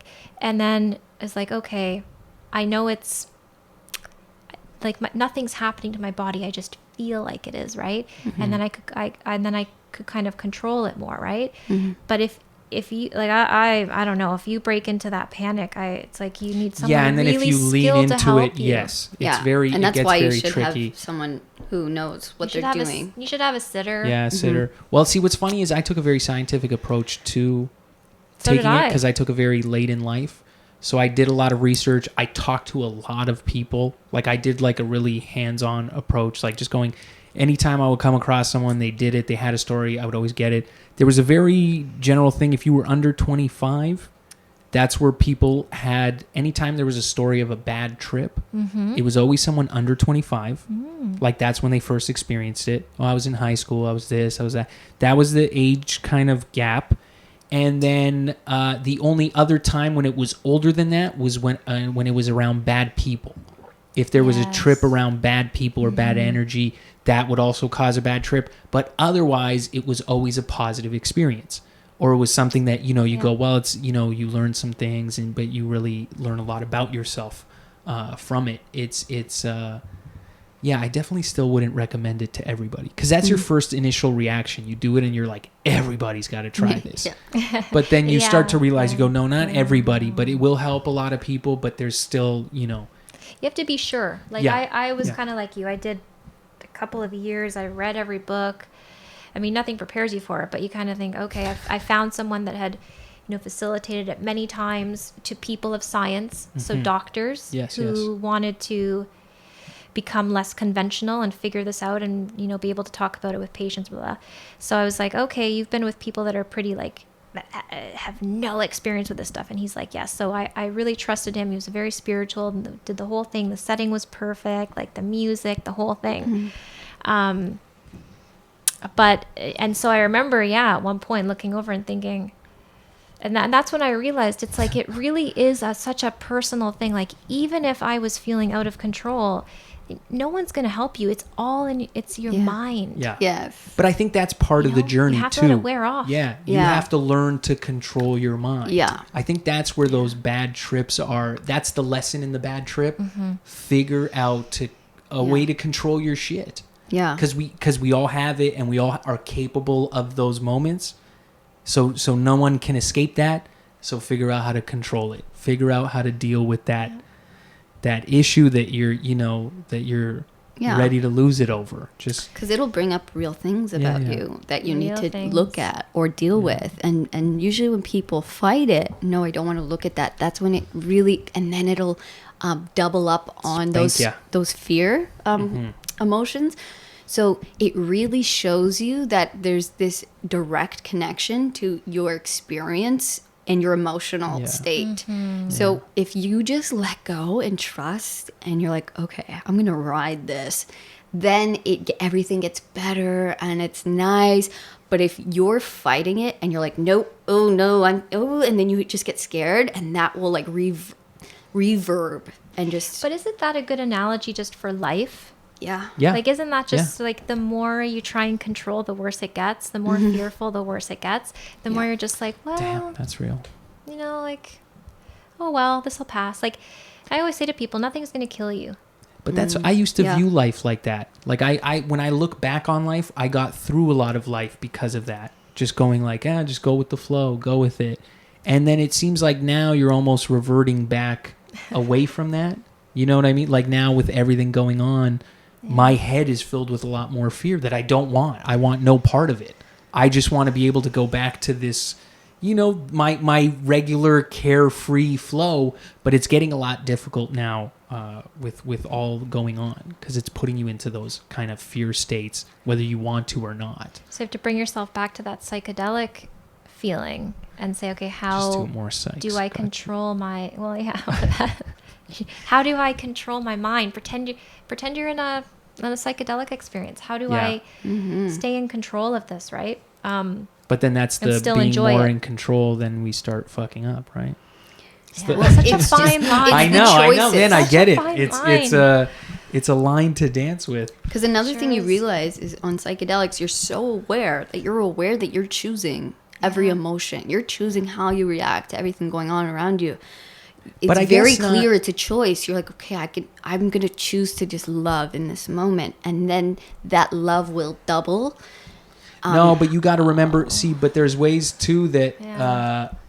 but I beg to differ because of the idea Well, that. you don't have to beg to differ. That was my experience. No, I don't need to take Don't away from the invalidate her experience. experience. Yeah, I'm not trying to gaslight her. Or I anything. don't care. But just in the sense of if we're, because you can't, that feeling of like, I lost my train of thought now. Fuck. Of love. Yeah, because it's almost like you can't always just be in that. No. Do you know what I mean? But if you have a choice, I mean, for me, Because if it's a if we have choice, then I'd energy- rather be like chill and loving. No, but that's okay. Sorry, I remembered now. If our energy can get taken over, right? Like if you have to protect your energy when you do those things you do, when you get out of mind, then isn't there things that maybe is not us per se doing it? Could it not be that then there's other forces and energy that are making us do non-loving things? Do you know what I mean? Because I definitely feel that way sometimes where you go, I know me acting a certain way isn't me, but Absolutely. something's doing it. Something's Do you ever just have kind of those taking that thoughts ship. when you're just driving? Like, it sounds really weird, but do you ever have those thoughts? You're just taking a drive and you're just like, I wonder what it would feel like to just like drive up on the sidewalk and hit a like. No, I've done it. I've done it too many times where I know the feeling. Like these So I've- spontaneous thoughts are also not yours a lot of the time, right? Those I call thinking. true. That's to me just regular thought. Like that's me always.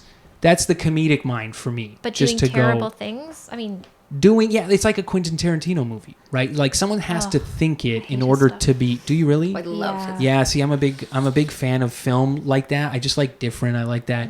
I don't know him as a person, whatever. I'm not gonna, but just his filmmaking is always intriguing to me.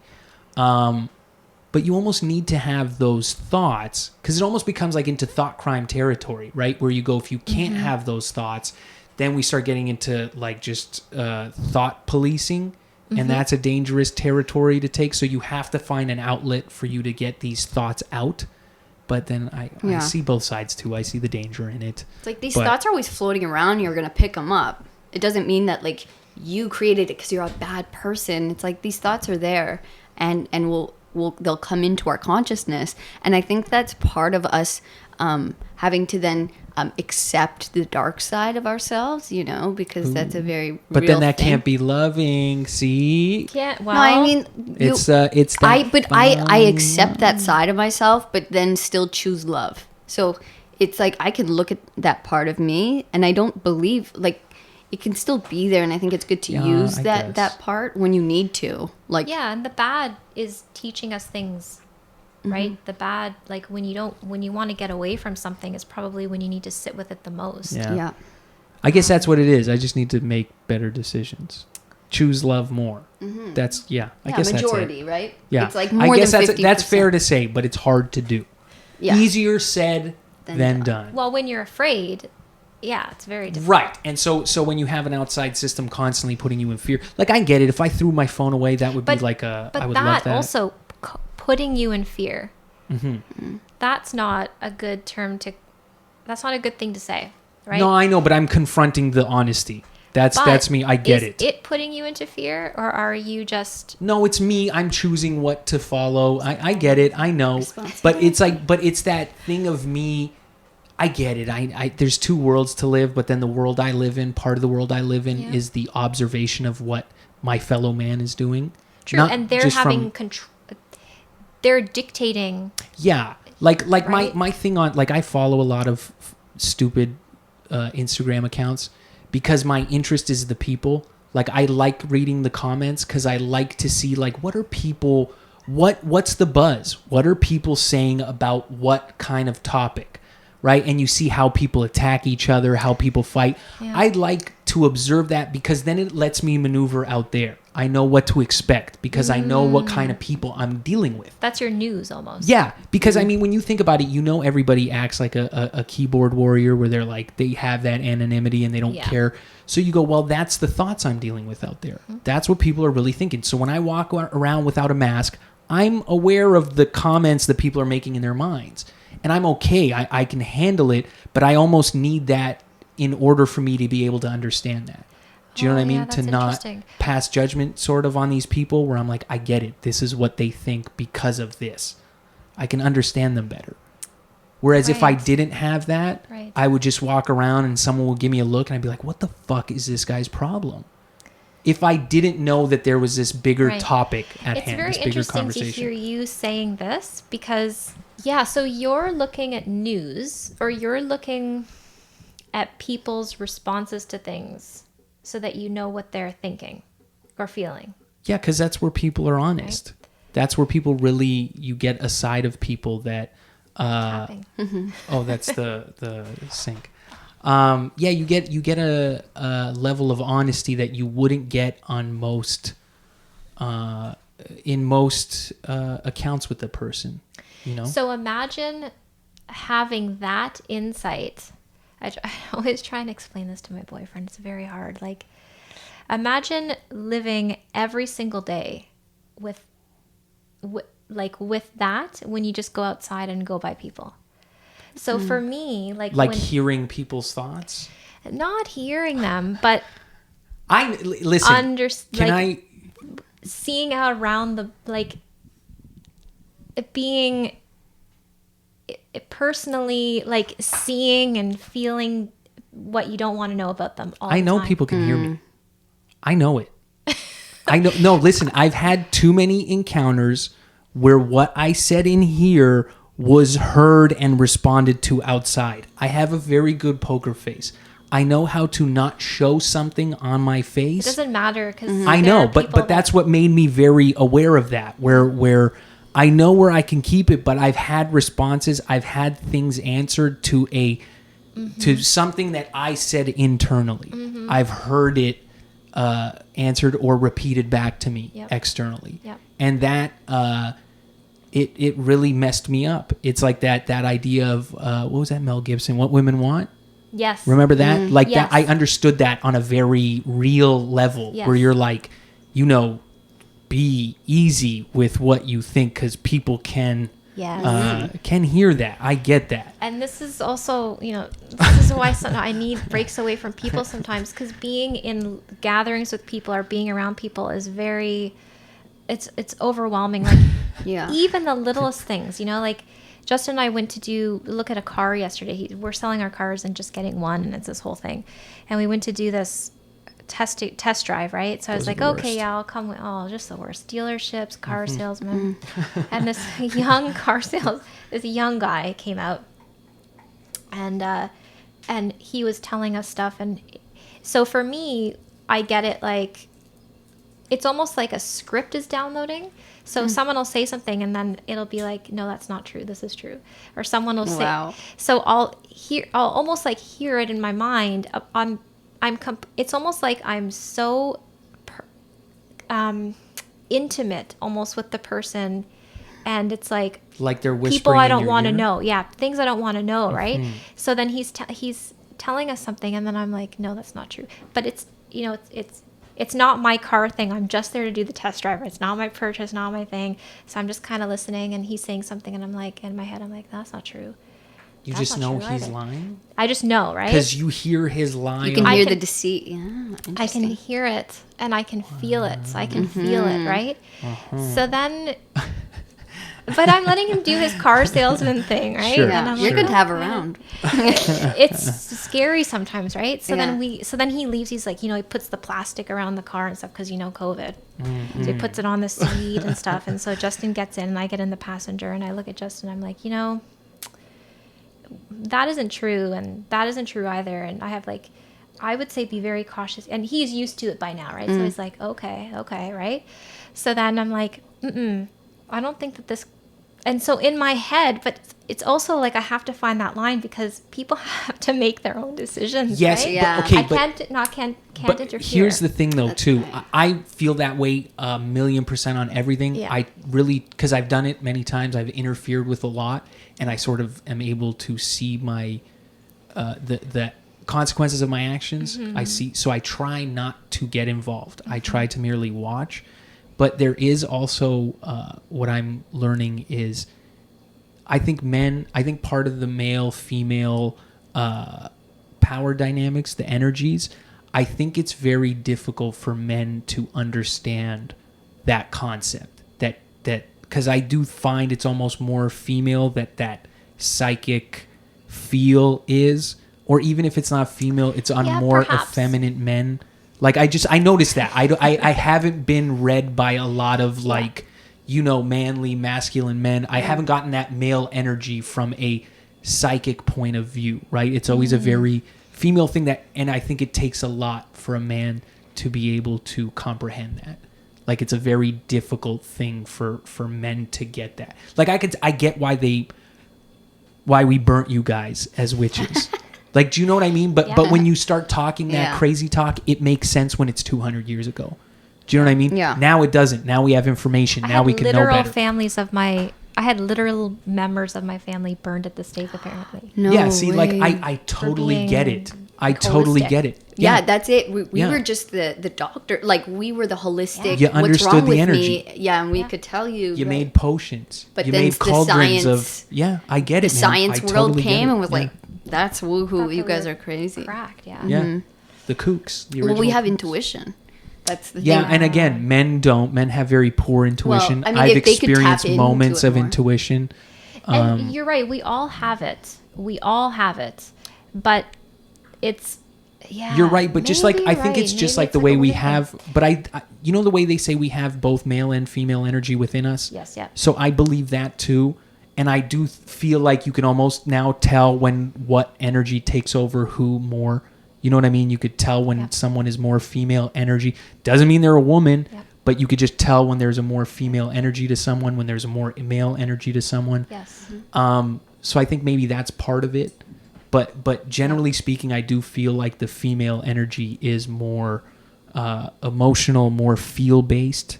Man is more logistic, direction-based. It's like what we're supposed to do, right? If we're supposed to protect, we got to know like landscapes, geography, maps, shit like that. We need to know navigation, right? It's your job to do, not job, it's your kind of role or responsibility to do different things, to provide a female energy to the situation. But it's very difficult to translate that without it getting to the usual, you're just abroad, what do you know about cars or whatever it is, right? Like in those because I get it. I feel like I get it. Maybe I don't. Maybe I'm talking crazy. Yeah, no, it's true. But I have to also sometimes be careful because I do have to let people make their own decisions, even though, so everything happens in an instant. So we're standing in the parking lot and I see that not happening, that conversation happening, then a new car coming up, and then this car being put on the back burner, and it happens in like a moment before we even get in the car. But, and initially, I used to get in trouble for this. I used to be like, well, you have to tell me, like, you should always be telling me the truth. And I'm like, yeah, I should, but at the same time, you can't handle it's just like, you want to invade you don't want to encroach, right, on someone else's. But sure enough, today,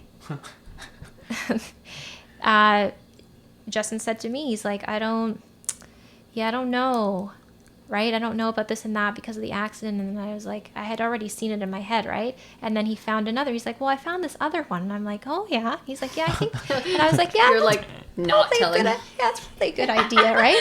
So I could see the timeline he chose, right? Yeah. And I was like, he's like, well, and then so he knows now. He's like, well, what do you get a better feeling on? And I'm like, yeah, I think the choice that you're making is a good one. He's like, yeah, I think so too. So he found his way. Yeah. I knew the way he would find, but he had to find it. Right. And if he had chosen the other way, I would have been like, you might get some problems down the road, but it's your choice. Because you said that? Yeah. Yeah, see, but it's that's lessons he has to learn. That's like he has free will, And I don't remember know, The Matrix? And anything could change. Right. Yeah, did you ever watch The Matrix? Yes. Remember that part where the Oracle tells him, don't worry about the vase? And he knocks the vase over. Oh, yes. And he goes, yes. And then she goes, what's really going to bake your noodle is would you have knocked it over if I hadn't said anything? That's that nice little nugget where you're like, that This there. way might be harder, but it's not necessarily a bad thing. This way is going to be easier. Like the question, did he make that choice on his own, or was it because you provided him with the understanding of another option? Do you know what I mean? I don't know. So it's almost like like we're supposed to help. But I think when you're around someone enough who leads, because he's also very science, practical, logic, proof. Male brain. But since he's been with me, it's interesting how the people we're around can really, so now it's like, change the way we make decisions. It's still that person's decision, but it's interesting to see the way people change. Oh yeah, there's something to the intuition. Like there's something. I was never I thought women were nuts. I thought you guys were all batshit crazy. You were just a chauvinist. Pure misogynist, awful.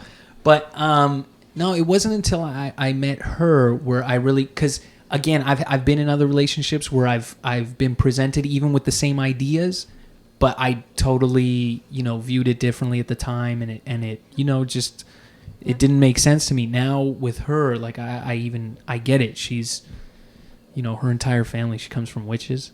But she doesn't. She laughs about it and shit. And is your family very in? Yeah, they're 100%, and it's like just crazy shit. And I have a cousin. We're Scottish, so the Celtic kind of resonates with me for sure. But we were never like practicing. But I have a cousin who, since she was a kid, she travels astrally, and like death has come to her, and like she had this whole thing where she was terrified, and then had come to like be a friend with death, and she gets shown visions of, she had someone she knew who she had a vision of him being shot, and the next day he was shot. So she's very, very on the other side. Like she's very in tune. My mom, when her sister passed away, it wasn't until that huge tragedy that brought her there, because she was just looking for answers and she needed to know, and then so she was shown, and so that was like what started. So we all have our own kind of like ways we got into it, but it's in there. All witches, every one of them, but it never made sense. You're also very intuitive, right? You're also very tuned in. Mm-hmm. Yes, but it took me a long time to tune in. I was very much plugged in. I have a very matrix story. Like I was very just in the system, doing everything regular, just living life, normal 9 to job. 5, average Joe, all that stuff. And just life just kept getting worse. Like I was getting everything that you are told you want, but it just never, you know what I mean? There was never anything satisfying to it.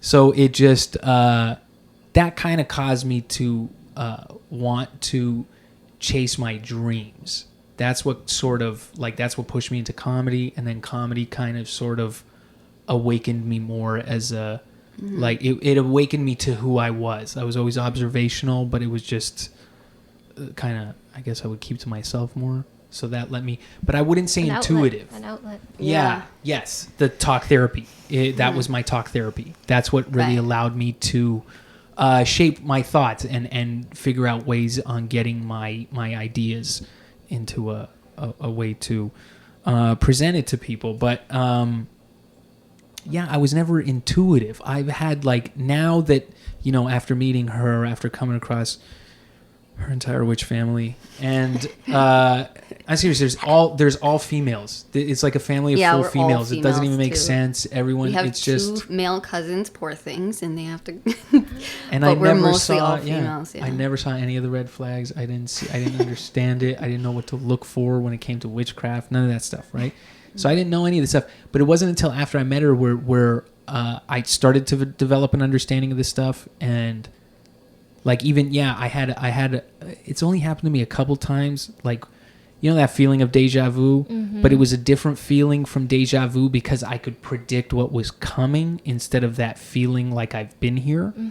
So that I had it a few times, like I had it once on this, I saw this person coming up and then I just saw them wiping out and they wiped out right in front of me. Like it was just this thing where I had it as a heads up and there was no way to explain that. Right, like it because it was a feeling more than just like a. That's the thing. Yeah, it was that It's a worse feeling. than. And then you don't know to trust it. You're like, yes, it's okay, like a spider I feel sense. this. Yeah, Exactly, and that's the whole practice too. Is that because after it happens, and you're like, oh my god, I knew that was gonna happen. Yeah. But it's that I think the whole practice is trusting that little feeling and knowing it's true instead of like, because I'll always second guess, and just be like, no. But that's it.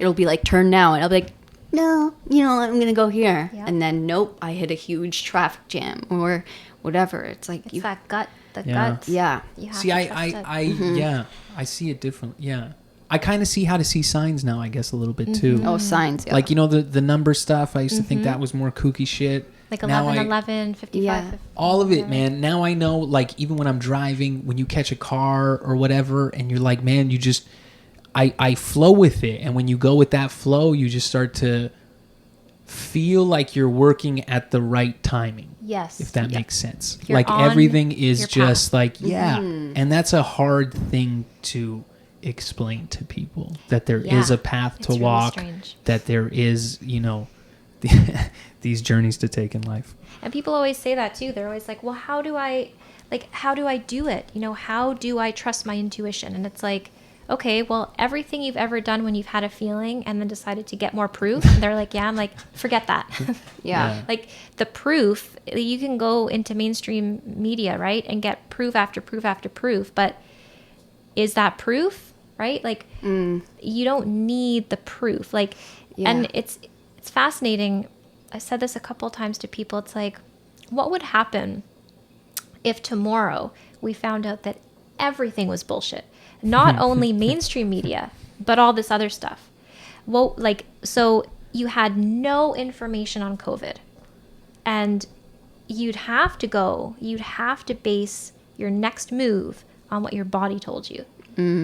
And it's hard to to think of that, right? To conceptualize a thought process around that, because it's not the laws of the universe, right? There's always going to be something. But what if there isn't? It's like, what if the only thing you had was you? Right. Wow. Just start there. Yes. Go back to the absolute basics and listen to yourself, because You know. But see, what's funny is it almost seems like it takes everybody their own journey to get to that. It And that's, does. I guess, why it makes sense. Now I'm beginning to, I guess, understand too why you can't have everybody know everything at once, right? Because I couldn't imagine somebody like you tell everybody the whole rabbit hole and you leak everything, but then you go, a 6-year-old has to hear that. Do you know what I mean? Like that's a weird thing, because he hasn't taken his journey to go, okay, I can comprehend all this information and take it in. Yeah. Right. So now I'm beginning to see that thing of like, it's weird because you got to confront it. You don't want everybody to know the truth, because not everybody can handle it right away. And I don't think that everybody will. Right. And that's a hard thing, I think, for some people too. They'll be left. Yeah. They'll be left. That's what I'm struggling with, is because I've had these experiences, you just want everyone to know, and you want it, but they can't hear what they aren't ready to hear. And Because it's the two timelines, right? Yes. Like I always see that in my head too. I always see and now the two timelines are interconnected. Like I actually have more people now that were on the different timeline from me, meeting me and saying, and reading the information or requesting the information, where I would have been like, oh, wow, that's interesting. These people are now making a conscious choice to come over. Right? So I can see like in my head, I can see the two timelines where they were like that. Now they're kind of like that. Oh, cool. And so it's fascinating, like how people, it doesn't seem like people are waking up, but when your life is about like talking about this stuff and someone messages you and says, yeah, yesterday I didn't feel this way, but now today I do. Like, what does that mean? And I'm like, wow, that's amazing. Like, it happens literally overnight. Yes. They're like, now I see it, but I don't know why now I see it.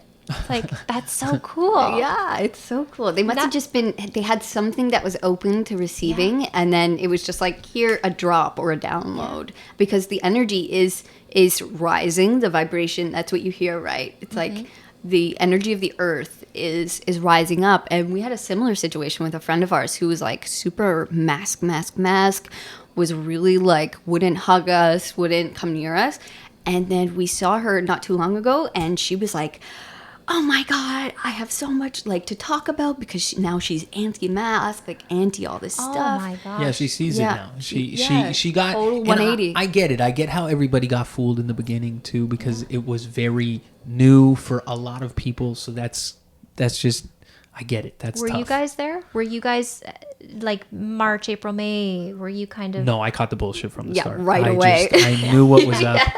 Part of that too, I think, is because again, I've been focused on my health, so that's something where it's strange to go like, now I have nobody, like I have bums just whatever telling me how I need to take my health into my own hands. Yeah. Like it's a very bizarre conversation to have. Yeah. You know what I mean? To be at an organic grocery store and they're trying to tell you about health with a mask. You go, it's just this instant contradiction that nobody sees, and you go, well, now I have to handle this, and I don't even know how. Yep. Right? Because losing my shit and going and telling this guy the truth isn't going to do anything. I'm not doesn't see it. gonna convert You're crazy. him now. Yeah. Right? I'm not gonna convert him, and he's gonna go, oh, I see it now. But there's something there where you go, like, there's got to be a way to handle it outside of legal recourse. I believe in the human spirit and the human connection. I feel like part of it is words, right? Like, what combination of words will get the right idea out, right tone. It's a lot of things, but the difficult, these people don't see it, but what really gets me is, this whole time, people like us, right here, I'm just going to go off for a minute. freaks. Like, the people that haven't been for masking or vaccines, like, it's like we're supposed to, and we have been this way, we're supposed to say, you know what, it's your life, your decision, basically go in peace, live your life, kill yourself if you want, one less person on the earth, whatever, right? I know it sounds mean, but so we're supposed to do that, right? And then stay confined, right? Whereas those people have never said that to me. Like, they've never said, you know what? Yeah, I don't agree with you. I'm going to do what's best for me and get the shot. But you know what? You should have your freedom. I've never had anyone say that to me. Yeah. Like, anytime you even bring up a little bit with someone like this, that's why, you know what, I just block these people from my account. Like, people are like, well, people should have a freedom of speech. I'm like, number one, it's my account. Yeah. Number two, like, there's no reasoning with these people. Like, they come onto my page and they'll say something and they'll say like, you're killing people. You're a terrible son of a bitch, right? Oh, that's like, right. You get death that. threats, right? You've gotten death threats. That's terrible to me. And so that's awful. like, that drives me nuts. Yeah, but then I'm supposed to be inclusive, like calm. Oh yeah, go in peace. No. And then they'll come back and say, oh, you're gonna block me. I'll say, yeah, because you are not having a conversation with me, right? Like, I've told you to do what you want, but I still have to conform to you. Right. And That's big. That's like a it's get on not my fair. level shit. Yeah. If you want to It's not talk, fair. get on my level. Yeah. That's Just what be it feels respectful. like. Yeah. And you know what I want to say is that, like, especially as women, we're like all like people are like pro-choice, especially like I find a lot of the mask people are like, it's my choice. But when it comes to this, it's like, nope, you have no choice. It's like you have to conform to what everyone's doing. And the other thing, I'm just going to go off for a second here. The other thing with these vaccine people, and I just heard a story of a couple that's doing this. They want to go on vacation, right? They want to go on vacation. So they're getting the vaccine. Sure. So my question is, okay, so then you believe in the vaccine. Oh no, we think it's bullshit, but we just want to go on vacation. Yeah. Okay, but it's our choice. No. So this is kind of where it's like, oh, you have to give everyone. No. You are going to be getting the vaccine to go on vacation, and so you're basically further contributing to the hindrance of my abilities to live my life freely, because you're basically saying to the government, hey, look, it's working, like we're just going to do whatever you want, and further allow people to crack down on me. So no, you don't even care about this virus, right, quote unquote, but you're still doing it. The ultimate example of zero sovereignty, right? Like you want your vacation so badly that you're willing to make more rules for us. Hey, great. So now you are infringing on my life. You're infringing on my life, and that's not right. And that's where I kind of get like, it's like if someone would put a mask on their 4-month-old baby. Yeah, I would say something. It's not my kid, but you know what? That's child abuse, and I will say that. So there's certain lines that I am willing to cross. Right. That I wasn't a few months ago, because now it's getting extreme. It's like, oh, laws on top of laws, and oh, vaccine passports, and well, that's where crazy. I just don't understand why people how they can't see the correlation. Nobody looked 70 years ago. Nobody's seeing the similarities where you go, we were upset not that long ago. Everybody was upset that people had barcodes stamped on their forearms. And that was, crazy. How could people possibly do something so horrific? What did they do? They tested on them. They filled them with all kinds of stuff. Oh, but it was for the betterment of medicine. And you go, they did all these things and horrible things, and we had to make laws because of it. And nobody can see the similarities. You don't see turning someone away from a grocery store. Wasn't there some politician that wanted something on someone's jacket? That to indicate when there was some politician that wanted something so that you could see who had the vaccine. Oh, they were talking about mask colors. They were talking about until someone said there was a few different this methods. Kind of sounds like Nazi Germany, and I guess the idea got shuffled to the back for now. But yeah. It's like, we're not going to let you leave the country unless you get this shot that you don't know. A, you don't know what's in it. B, you can't sue us if something happens. So you're supposed to like just put everything to chance, all your trust into these people. For what?